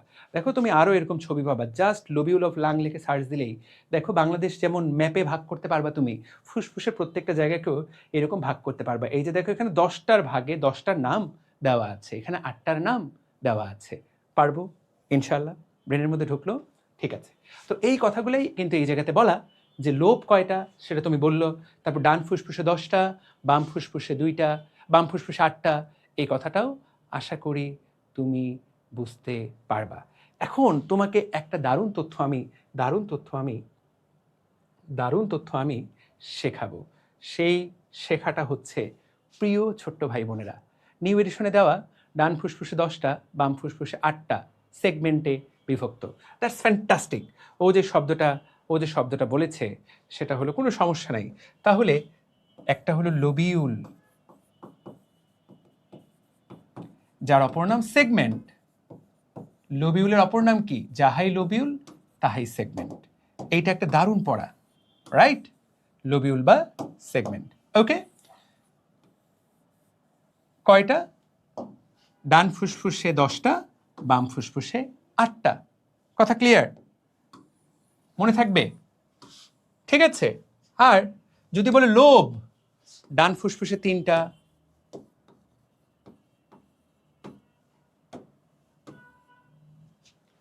এখন এবং সেগমেন্ট আবার অনেকগুলো লোবিউলে বিভক্ত। আচ্ছা, দ্যাটস ফাইন, কোনো সমস্যা নাই। কিন্তু সত্যি কথা ঠিক আছে এখানে, বাট ঠিক আছে। তো ঠিক আছে, আমরা সেগমেন্ট, ওকে, আমরা লোবিউল শব্দটা বাদ, বইটাই ফলো করি, আমরা বইয়ের এই শব্দটাই ফলো করি, সেগমেন্টই পড়ি আমরা, সেগমেন্ট। ওকে, ডান, ঠিক আছে। বইয়ের আমরা প্যাচ না খাই, আমরা লোবিউল বাদ দিই। তাহলে সেগমেন্ট যদি প্রশ্ন আসে, তো কতগুলো লোবিউলের প্রশ্ন সেগমেন্ট দিয়েই করবে, যাও। তাহলে দেখো এই যে সেগমেন্ট, দ্যাটস ফাইন। দেখো তো এই যে কয়টা লোব, কয়টা সেগমেন্ট, কয়টা? খুবই গুরুত্বপূর্ণ। This is super duper important. এই জায়গায় তাকাও, আমরা একটু আগে বলেছিলাম না, এই যে ট্রাকিয়াটা দুই ভাগে ভাগ হলো, প্রথম যে ব্রঙ্কাস দুটো তৈরি হলো এদের নাম কি? Primary bronchus. কয়টা? দুইটা। কেন দুইটা? কারণ ফুসফুস দুইটা। ক্লিয়ার? এরপর দেখো, ডান ফুসফুস 3 খণ্ডে বিভক্ত। ধরো, যদিও ছবিটা এরকম আসলে, ডান ফুসফুস 3 খণ্ডে বিভক্ত, সেই জন্য এইটার যে সেকেন্ডারি ব্রঙ্কাস 3 খণ্ডে বিভক্ত, এটা যদি 2 খণ্ডে বিভক্ত, এইটার সেকেন্ডারি ব্রঙ্কাস 2 খণ্ডে বিভক্ত। তার মানে সেকেন্ডারি ব্রঙ্কাস যেই জায়গায় বাতাস পৌঁছে দেয় সেই জায়গাটাকে বলা হয় লোব।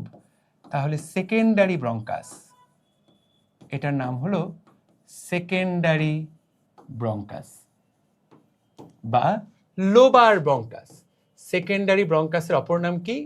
সেকেন্ডারি ব্রঙ্কাসের অপর নাম লোবার ব্রঙ্কাস। এর মানে কি? এর মানে হলো ডান ফুসফুসে তাহলে কয়টা সেকেন্ডারি ব্রঙ্কাস থাকবে? 3টা, কারণ 3টা লোব। বাম ফুসফুসে কয়টা সেকেন্ডারি ব্রঙ্কাস থাকবে? 2টা, কারণ 2টা লোব। ক্লিয়ার? ওকে।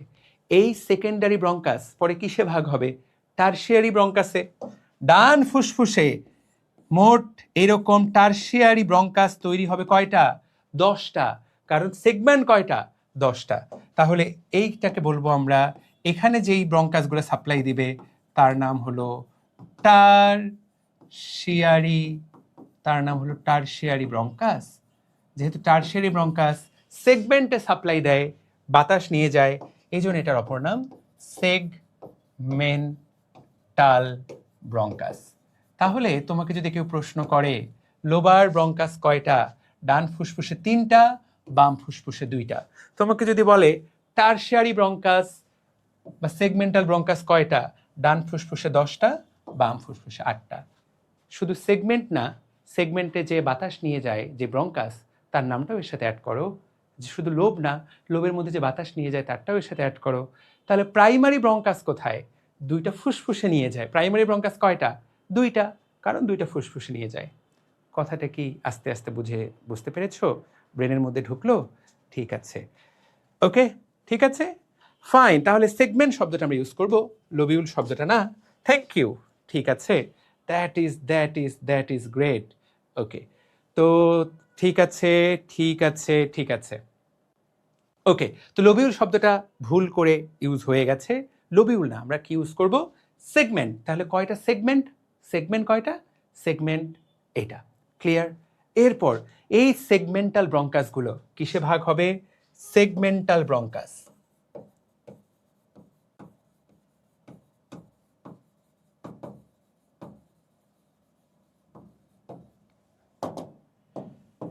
কি তৈরি করবে? ব্রঙ্কিউল। যখন তরুণাস্থি নাই হয়ে যাবে কি তৈরি করবে? ব্রঙ্কিওল তৈরি করবে।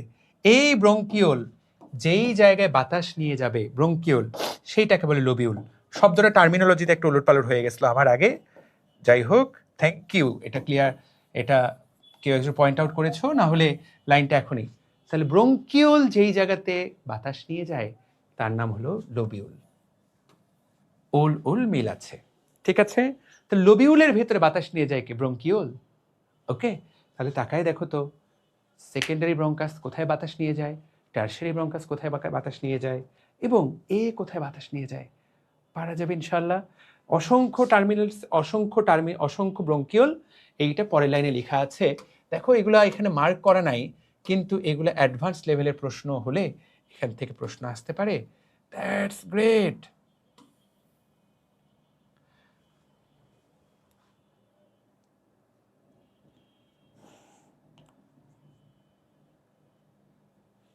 ওকে, ঠিক আছে, ডান, এইটুকু ক্লিয়ার। এই যে দুটো স্লাইড সুপার ডুপার ইম্পর্টেন্ট, আশা করি পারা যাবে। এটার সংখ্যা অসংখ্য, একদম 12ই বলেছে, এটার সংখ্যা অসংখ্য, একদম ট্রু, ভেরি গুড। লোবিউল নাকি সেগমেন্ট? সেগমেন্ট এটা। Thank you so much. আশা করি তাহলে আমরা শিখলাম, পারা যাবে। ডান, গ্রেট, ঠিক আছে। এরপরে এইখানে যা বলা হয়েছে সেটা হলো যে ওই যে শেষের অংশটুকু শ্বসন ব্রঙ্কিওল থেকে অ্যালভিওলাস পর্যন্ত পুরো জায়গাটাকে একসাথে বলা হয় শ্বসন একক, রেসপিরেটরি ইউনিট। শুধু শ্বসন এককেই অক্সিজেন কার্বন ডাইঅক্সাইড আদান প্রদান হয়। শুরুতেই আমরা বলেছি এই জায়গাটা এতটা পাতলা, এই জায়গাতেই শুধু আদান প্রদান হয়। তাহলে শ্বসন একক কি একদম পড়া হয়ে গেল। ওকে, ক্লিয়ার। ফুসফুসের কাজ, ফুসফুসের মূল কাজ অক্সিজেন কার্বন ডাইঅক্সাইড আদান প্রদান করা, এটাই মূল কাজ। এছাড়া অল্প আরও দু একটা গুরুত্বপূর্ণ কাজ আছে। তার মধ্যে একটা গুরুত্বপূর্ণ কাজ হলো, দেখো এখানে 4টা জিনিসের নাম দেওয়া আছে: সেরোটোনিন এবং হিস্টামিন সংরক্ষণ এবং বিমুক্ত করা, ব্র্যাডিকাইনিন এবং প্রোস্টাগ্ল্যান্ডিন সংশ্লেষ এবং দেহ থেকে অপসারণ করা। এই যে 4টা শব্দ, এই 4টা শব্দ আমাদেরকে একটু মনে রাখতে হবে। ব্র্যাডিকাইনিন, প্রোস্টাগ্ল্যান্ডিন, ঠিক আছে? ওকে, তো জাস্ট তুমি যেটা মনে রাখতে পারো সেটা হলো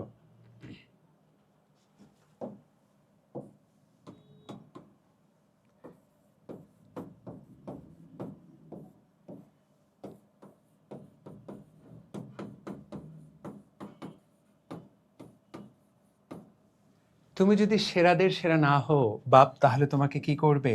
বাপ তাহলে তোমাকে অপসারণ করবে। কি করবে? অপসারণ করবে। বাপ মানে ব্র্যাডিকাইনিন। তো পরীক্ষায় যদি প্রশ্ন আসে অপসারণ করে কাকে বডি থেকে, অপসারণ করে কাকে? ব্র্যাডিকাইনিন এবং প্রোস্টাগ্ল্যান্ডিন।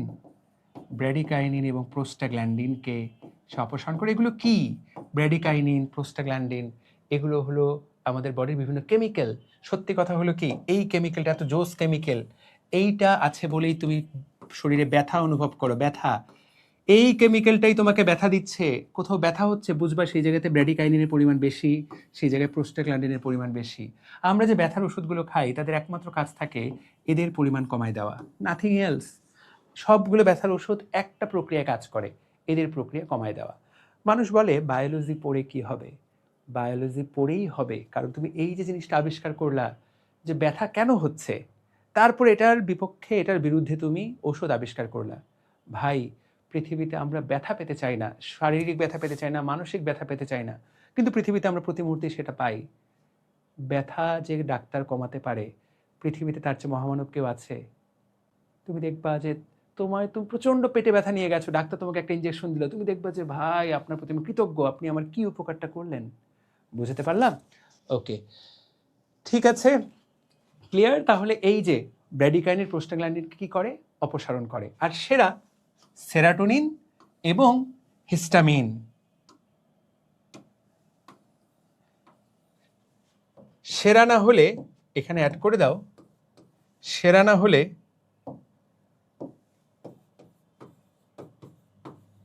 মুক্তকে বাপ অপসারণ করবে। তো সেরাটোনিন আর হিস্টামিনকে আমরা কি করব? বিমুক্ত করব। ক্লিয়ার? তাহলে প্রিয় ছোট্ট ভাই বোনেরা, this is super duper important, একদম দারুণ ইম্পর্টেন্ট। ক্লিয়ার? বুঝতে পেরেছি, পারা যাবে, ডু ইট ডান। ওকে, এখান থেকে আশা করি যেই প্রশ্নই আসবে।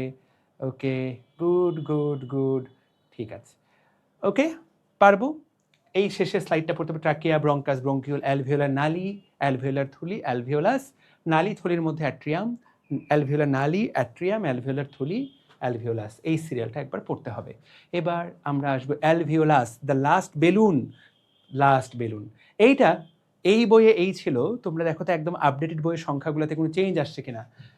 স্যার কিন্তু প্রত্যেক বছর নিজের শরীরের সংখ্যাগুলো পরিবর্তন করে, আর স্টুডেন্টগুলো হলো বিপদে পড়ে যায়, স্টুডেন্টগুলো খুব চাপে পড়ে যায়, স্টুডেন্টগুলোকে পেইন খেতে হয়। বুঝতে পেরেছ?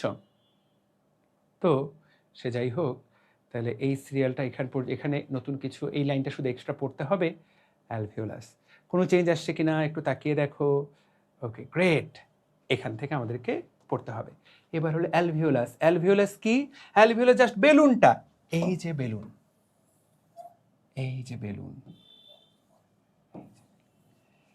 তুমি যখন দম নাও অক্সিজেন এই জায়গাতে প্রবেশ করে।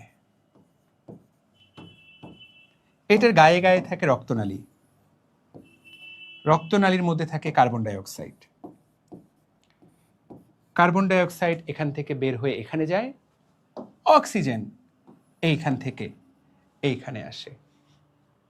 বুঝতে পেরেছো? ফলে অক্সিজেন নিয়ে আমরা বেঁচে থাকি, কার্বন ডাইঅক্সাইড আমাদের জন্য বিষ, এটা শরীর থেকে আমরা কি করে দিই, বের করে দেই।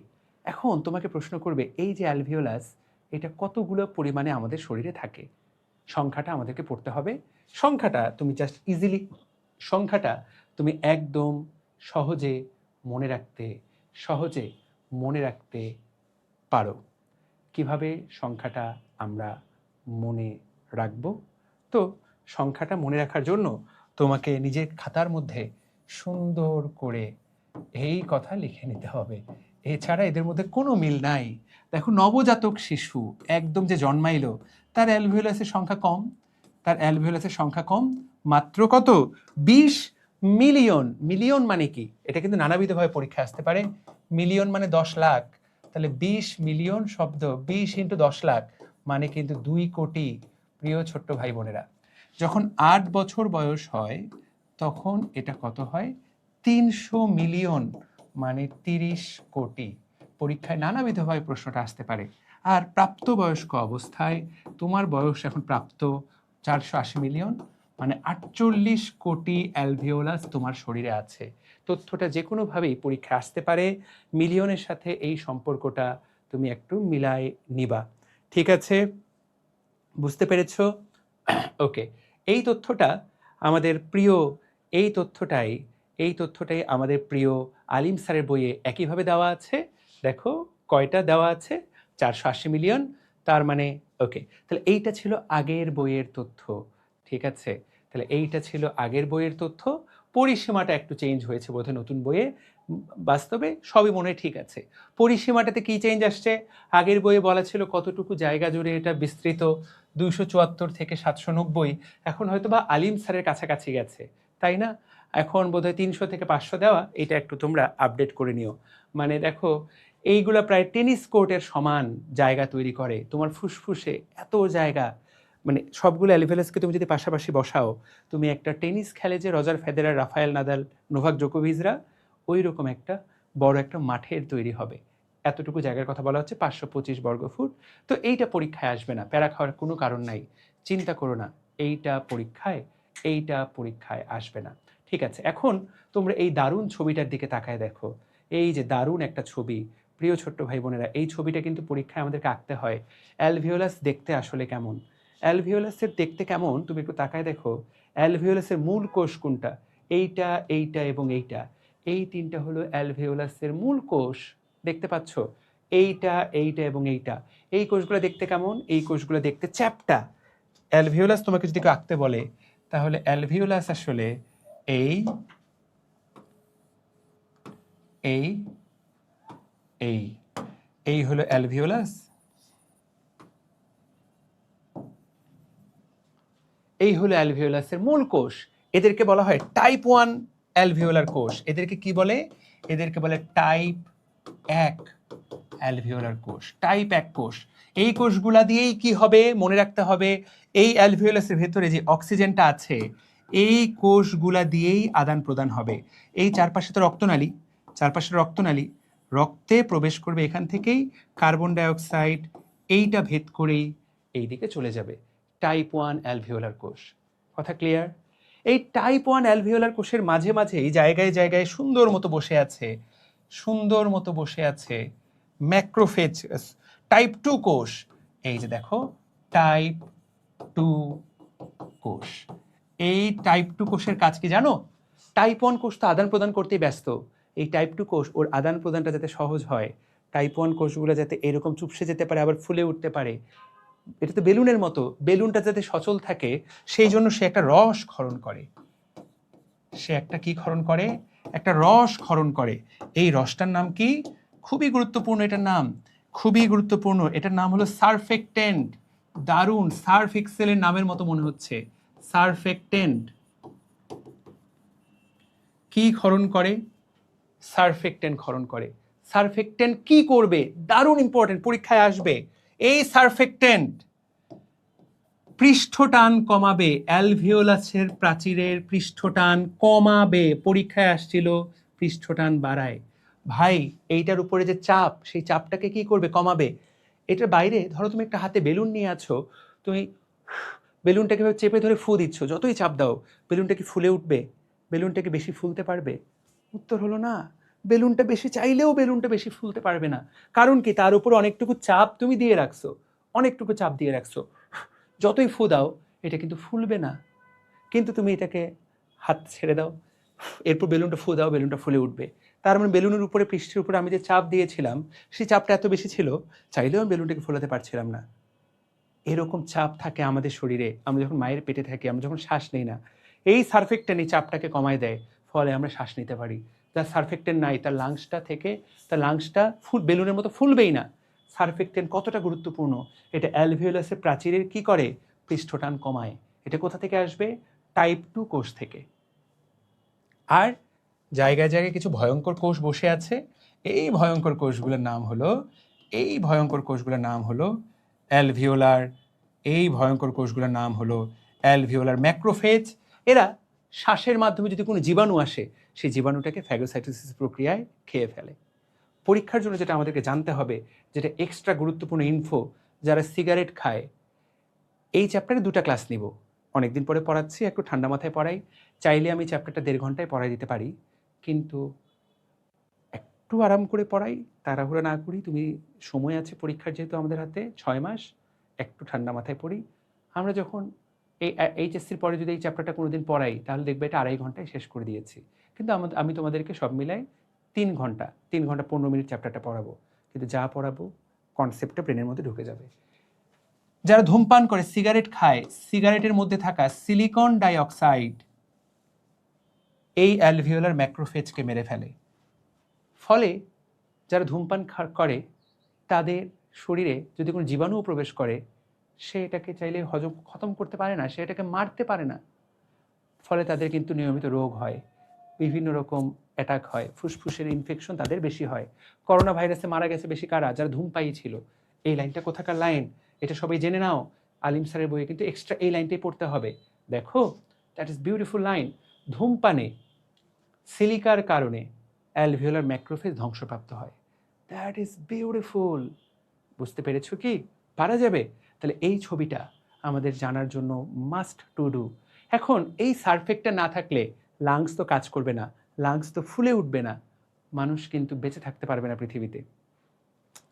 মানুষ কিন্তু বেঁচে থাকতে পারবে না। This is super duper important. বেঁচে থাকার জন্য কিন্তু এটা ফুলে ওঠা খুব গুরুত্বপূর্ণ। সেজন্য মায়ের পেটে যখন বাচ্চা থাকে, এই সারফেক্টেন মায়ের পেটে ক্ষরণ শুরু হয় যখন মায়ের পেটে তার বয়স থাকে 23 সপ্তাহ। তোমরা সবাই এটা পড়েছো। 23 সপ্তাহ বয়সে এই জিনিসটা ক্ষরণ শুরু হয়। তার মানে তার আগে যদি বাচ্চাটা কোনোভাবে দুনিয়াতে চলে আসে, চাইলেও কিন্তু তার ফুসফুসটা চালু হবে না। কারণ এই জিনিসটা মায়ের পেটে বাচ্চার ফুসফুসে তৈরি হওয়া শুরুই হয় 23 সপ্তাহ বয়সে। এরপর যদি দুনিয়াতে বাচ্চাটা আসে, তাকে বাঁচিয়ে রাখা সম্ভব, তার আগে বাঁচিয়ে রাখা সম্ভব না। সেই জন্য পৃথিবীর অনেক দেশেই 24 সপ্তাহের আগে এটাকে একটা জীবন হিসাবে, মায়ের পেটে থাকা ওই বাচ্চাটাকে, যদিও তার হার্টবিট আছে, কিন্তু তাকে একটা স্বাধীন জীবন হিসাবে বিবেচনা করা হয় না। কারণ দুনিয়াতে আসলে সে তো আসলে বেঁচে থাকবে না। জীবন বিবেচনা করা হয় 6 মাসের পর থেকে, 24 সপ্তাহের পর থেকে। সেজন্য পৃথিবীর কিছু কিছু দেশে যদি কেউ বাচ্চাটাকে না চায় দুনিয়ায় আনতে, বাচ্চাটাকে গর্ভপাত বা মেরে ফেলার অনুমতি দেওয়া হয়। যদিও এটাকে জীবিত কাউকে মারা বলা হচ্ছে না, কারণ ও তো জীবিতই না, দুনিয়াতে আসলেও তো মারা যেত। বোঝাতে পেরেছি? তো কিন্তু বাংলাদেশে কিন্তু গর্ভপাতের কোনো অনুমতি নাই। তুমি যদি গর্ভপাত করা অবস্থায় ধরা পড়ো, তোমার কিন্তু বিচার হয়ে যাবে। বুঝাতে পারলাম? তো বাংলাদেশের ল কিন্তু করা। এই পড়াটুকু এখানে এত গুরুত্বপূর্ণ যে কি বলবো, super duper important. This is a must to know. একদম পারতেই হবে, একদম প্রচণ্ড প্রচণ্ড গুরুত্বপূর্ণ। বোঝাতে পারলাম? ওকে। সাদিয়া আক্তার সোহা, মেডিকেলের জন্য কোন বই কিনবো? মূল বই ভালো করে পড়তে হবে।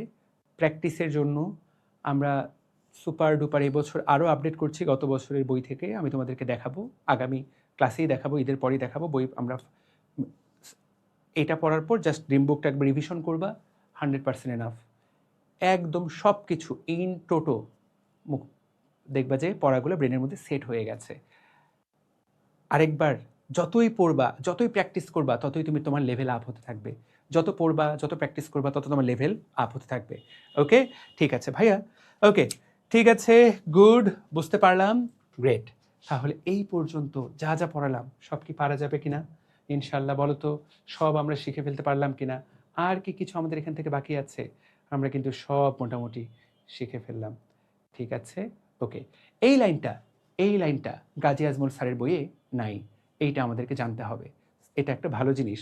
সেটা হলো, আমাদের বডির সব জায়গায় কিন্তু একটা ধমনী রক্ত দেয়। তুমি এটা জানো কিনা আমি জানি না, যে বডির বড় বড় বেশিরভাগ জায়গাতেই, ধরো কিডনিতে একটাই ধমনী ঢুকে সেই পুরো কিডনিতে রক্ত দেয়, কিন্তু ফুসফুসে দুইটা, এখানে দেখো, দুইটা উৎস থেকে ফুসফুসে রক্ত যায়। একটা হলো ফুসফুসীয় কলায়, হার্ট থেকে যায়, তোমাদেরকে হার্টে বারবার করে পড়ানো হয়েছে, পালমোনারি ধমনী। আরেকটা যায় ব্রঙ্কিয়াল ধমনী। তো যাই হোক, এইটা খালি এই লাইনটা জানতে হবে, ফুসফুসে কয়টা উৎস থেকে রক্ত যায়? উত্তর হলো দুইটা। কোন কোন উৎস? একটা হলো ব্রঙ্কিয়াল আর একটা হলো পালমোনারি। আপাতত এইটুকু জানলেই হবে, তুমি জাস্ট মেডিকেলে ভর্তি হলে এটা ডিটেলটা জানতে পারবা। আমাদের এখন যদি এটার খুব বেশি ডিটেল লাগবে না, এটার গভীরে আর আমরা যাব না। ফুসফুসের কাজের মধ্যে এখানে এই দুইটা লাইন গুরুত্বপূর্ণ, পরীক্ষায় এটা কিন্তু আসবে। সুপার ডুপার ইম্পর্টেন্ট লাইন, দেখো সবুজ কালার করে দিয়েছি, খুবই গুরুত্বপূর্ণ এই লাইনটা স্পেশালি। অ্যাঞ্জিওটেনসিন 1 অ্যাঞ্জিওটেনসিন 2-এ পরিণত হয় কোথায়? উত্তর হলো ফুসফুসে। কোথায়? ফুসফুসে। খুবই গুরুত্বপূর্ণ। এটা একটা এনজাইম ক্ষরণ করে, অ্যাঞ্জিওটেনসিন কনভার্টিং এনজাইম। এত গুরুত্বপূর্ণ, এটা এত গুরুত্বপূর্ণ, আমি তোমাকে দেখাচ্ছি।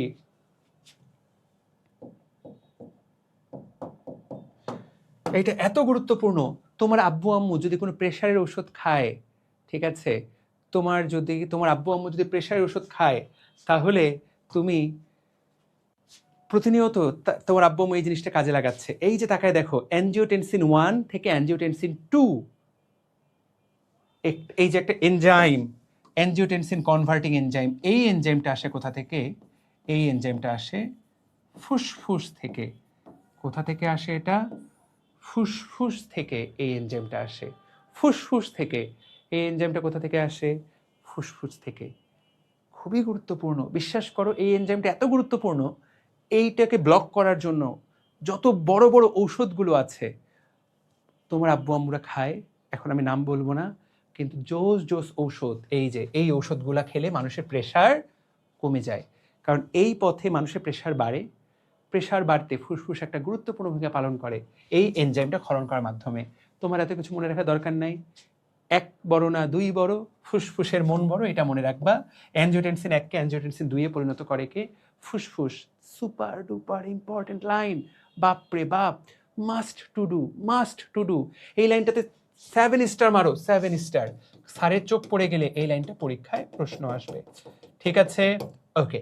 লাস্ট, একদম লাস্ট, এরা অ্যাড্রেনালিন এবং নর অ্যাড্রেনালিনকে নিষ্ক্রিয় করে। তো অ্যাড্রেনালিন নর অ্যাড্রেনালিন তোমার সম্পর্কে এখান থেকে দুই একটা এক্সট্রা লাইন যেটা তুমি জানবা। অ্যাড্রেনালিন নর অ্যাড্রেনালিন তৈরি হয় কোথা থেকে? এই যে আমাদের কিডনি, এই যে আমাদের কিডনি, এই কিডনির মাথায় থাকে অ্যাড্রেনাল গ্রন্থি। এই অ্যাড্রেনাল গ্রন্থির ভেতরের যে জায়গাটা, সেটা নাম অ্যাড্রেনাল মেডুলা। এই অ্যাড্রেনাল মেডুলা থেকে তৈরি হয় অ্যাড্রেনালিন এবং নর অ্যাড্রেনালিন। এই অ্যাড্রেনালিন এবং নর অ্যাড্রেনালিন তৈরি হয় এখানে, তারা নিষ্ক্রিয় হয়ে যায় ফুসফুসে গিয়ে। তো কাজ শেষ হয়ে গেলে তাদেরকে নিষ্ক্রিয় করে দেয়, এইটাই বলা আছে। কিন্তু তৈরি হয় কোথায়? নিষ্ক্রিয় হওয়ার চেয়ে গুরুত্বপূর্ণ, তারা তৈরি হয় কোথায়? জায়গাটার নাম কি? Adrenal medulla. এটা কোথায় পড়বা? এইটা আমরা পড়ব সমন্বয় ও নিয়ন্ত্রণ চ্যাপ্টারে। সমন্বয় নিয়ন্ত্রণ, রাসায়নিক সমন্বয় নিয়ন্ত্রণ চ্যাপ্টারে অ্যাড্রেনাল মেডুলা। কথা কি বুঝতে পেরেছো? পারা যাবে ইনশাল্লাহ। বুঝতে পেরেছো কি? ওকে, সো দ্যাট ইজ গ্রেট। এই তো, তাহলে আমরা এটা পুরোপুরি শিখলাম। এখানে কাজগুলো দেওয়া আছে, দেখো এখান থেকে আমরা কোনো কিছু মার্ক করে দেইনি, তার মানে এখান থেকে কোনো কিছু পড়তে হবে না। আলিম স্যারের বইয়ে কতটুকু কি পড়তে হবে এখানে দেখো, আর এই যে অ্যালভিওলাসের প্রাচীরে এই লাইনটা এক্সট্রা লাইন, যে লাইনটা ওই বইয়ে দেওয়া নাই। অ্যালভিওলাসের প্রাচীরে কয় ধরনের কোষ থাকে? 5 ধরনের। টাইপ 1, টাইপ 2, ম্যাক্রোফেজ, এন্ডোথেলিয়াল কোষ, লোহিত কণিকা। এইটা কিন্তু এমসিকিউ আসবে। দেখো এক্সট্রা এই লাইনটা আমরা তো একটু আগে দেখলাম, টাইপ 1, টাইপ 2, ম্যাক্রোফেজ তো আমি নিজেই এঁকে দেখালাম, সাথে এন্ডোথেলিয়াল কোষ এবং লোহিত রক্তকণিকা। এরা, এটা তোমাকে অ্যাড করতে হবে, রক্ত থেকে আসে এরা। এরা কোথা থেকে আসে? রক্ত থেকে আসে। তাহলে দেখো এরই সাথে সাথে অ্যানাটমির সব কিছু পড়া হয়ে গেল। পারা যাবে কিনা? যারা যারা পড়লাম কি অবস্থা বলো তো? বুঝতে পারলা কিনা? পারবা কিনা? কেমন লাগছে? ওকে, বলো। আমি তো বললাম ঠান্ডা মাথায় 2 ক্লাসে পুরাটা A to Z পড়াই দিব। তাহলে এই অংশটুকু একদম ভাজা ভাজা করে ফেলো, আর একটা ছোট্ট ক্লাসে বাকিটুকু ফিজিওলজি এবং রোগ একদিনে পড়াই দিলে কেমন হয় তোমরা আমাকে বলো। ইনশাল্লাহ চেষ্টা করব রবিবার এটা পড়িয়ে দিতে। ওকে, ঠিক আছে, পারা যাবে ইনশাল্লাহ।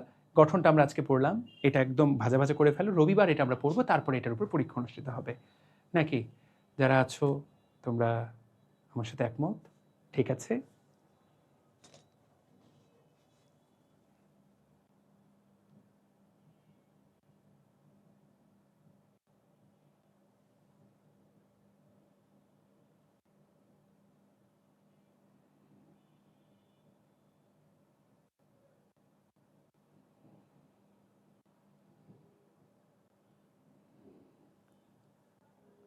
ওকে, ঠিক আছে।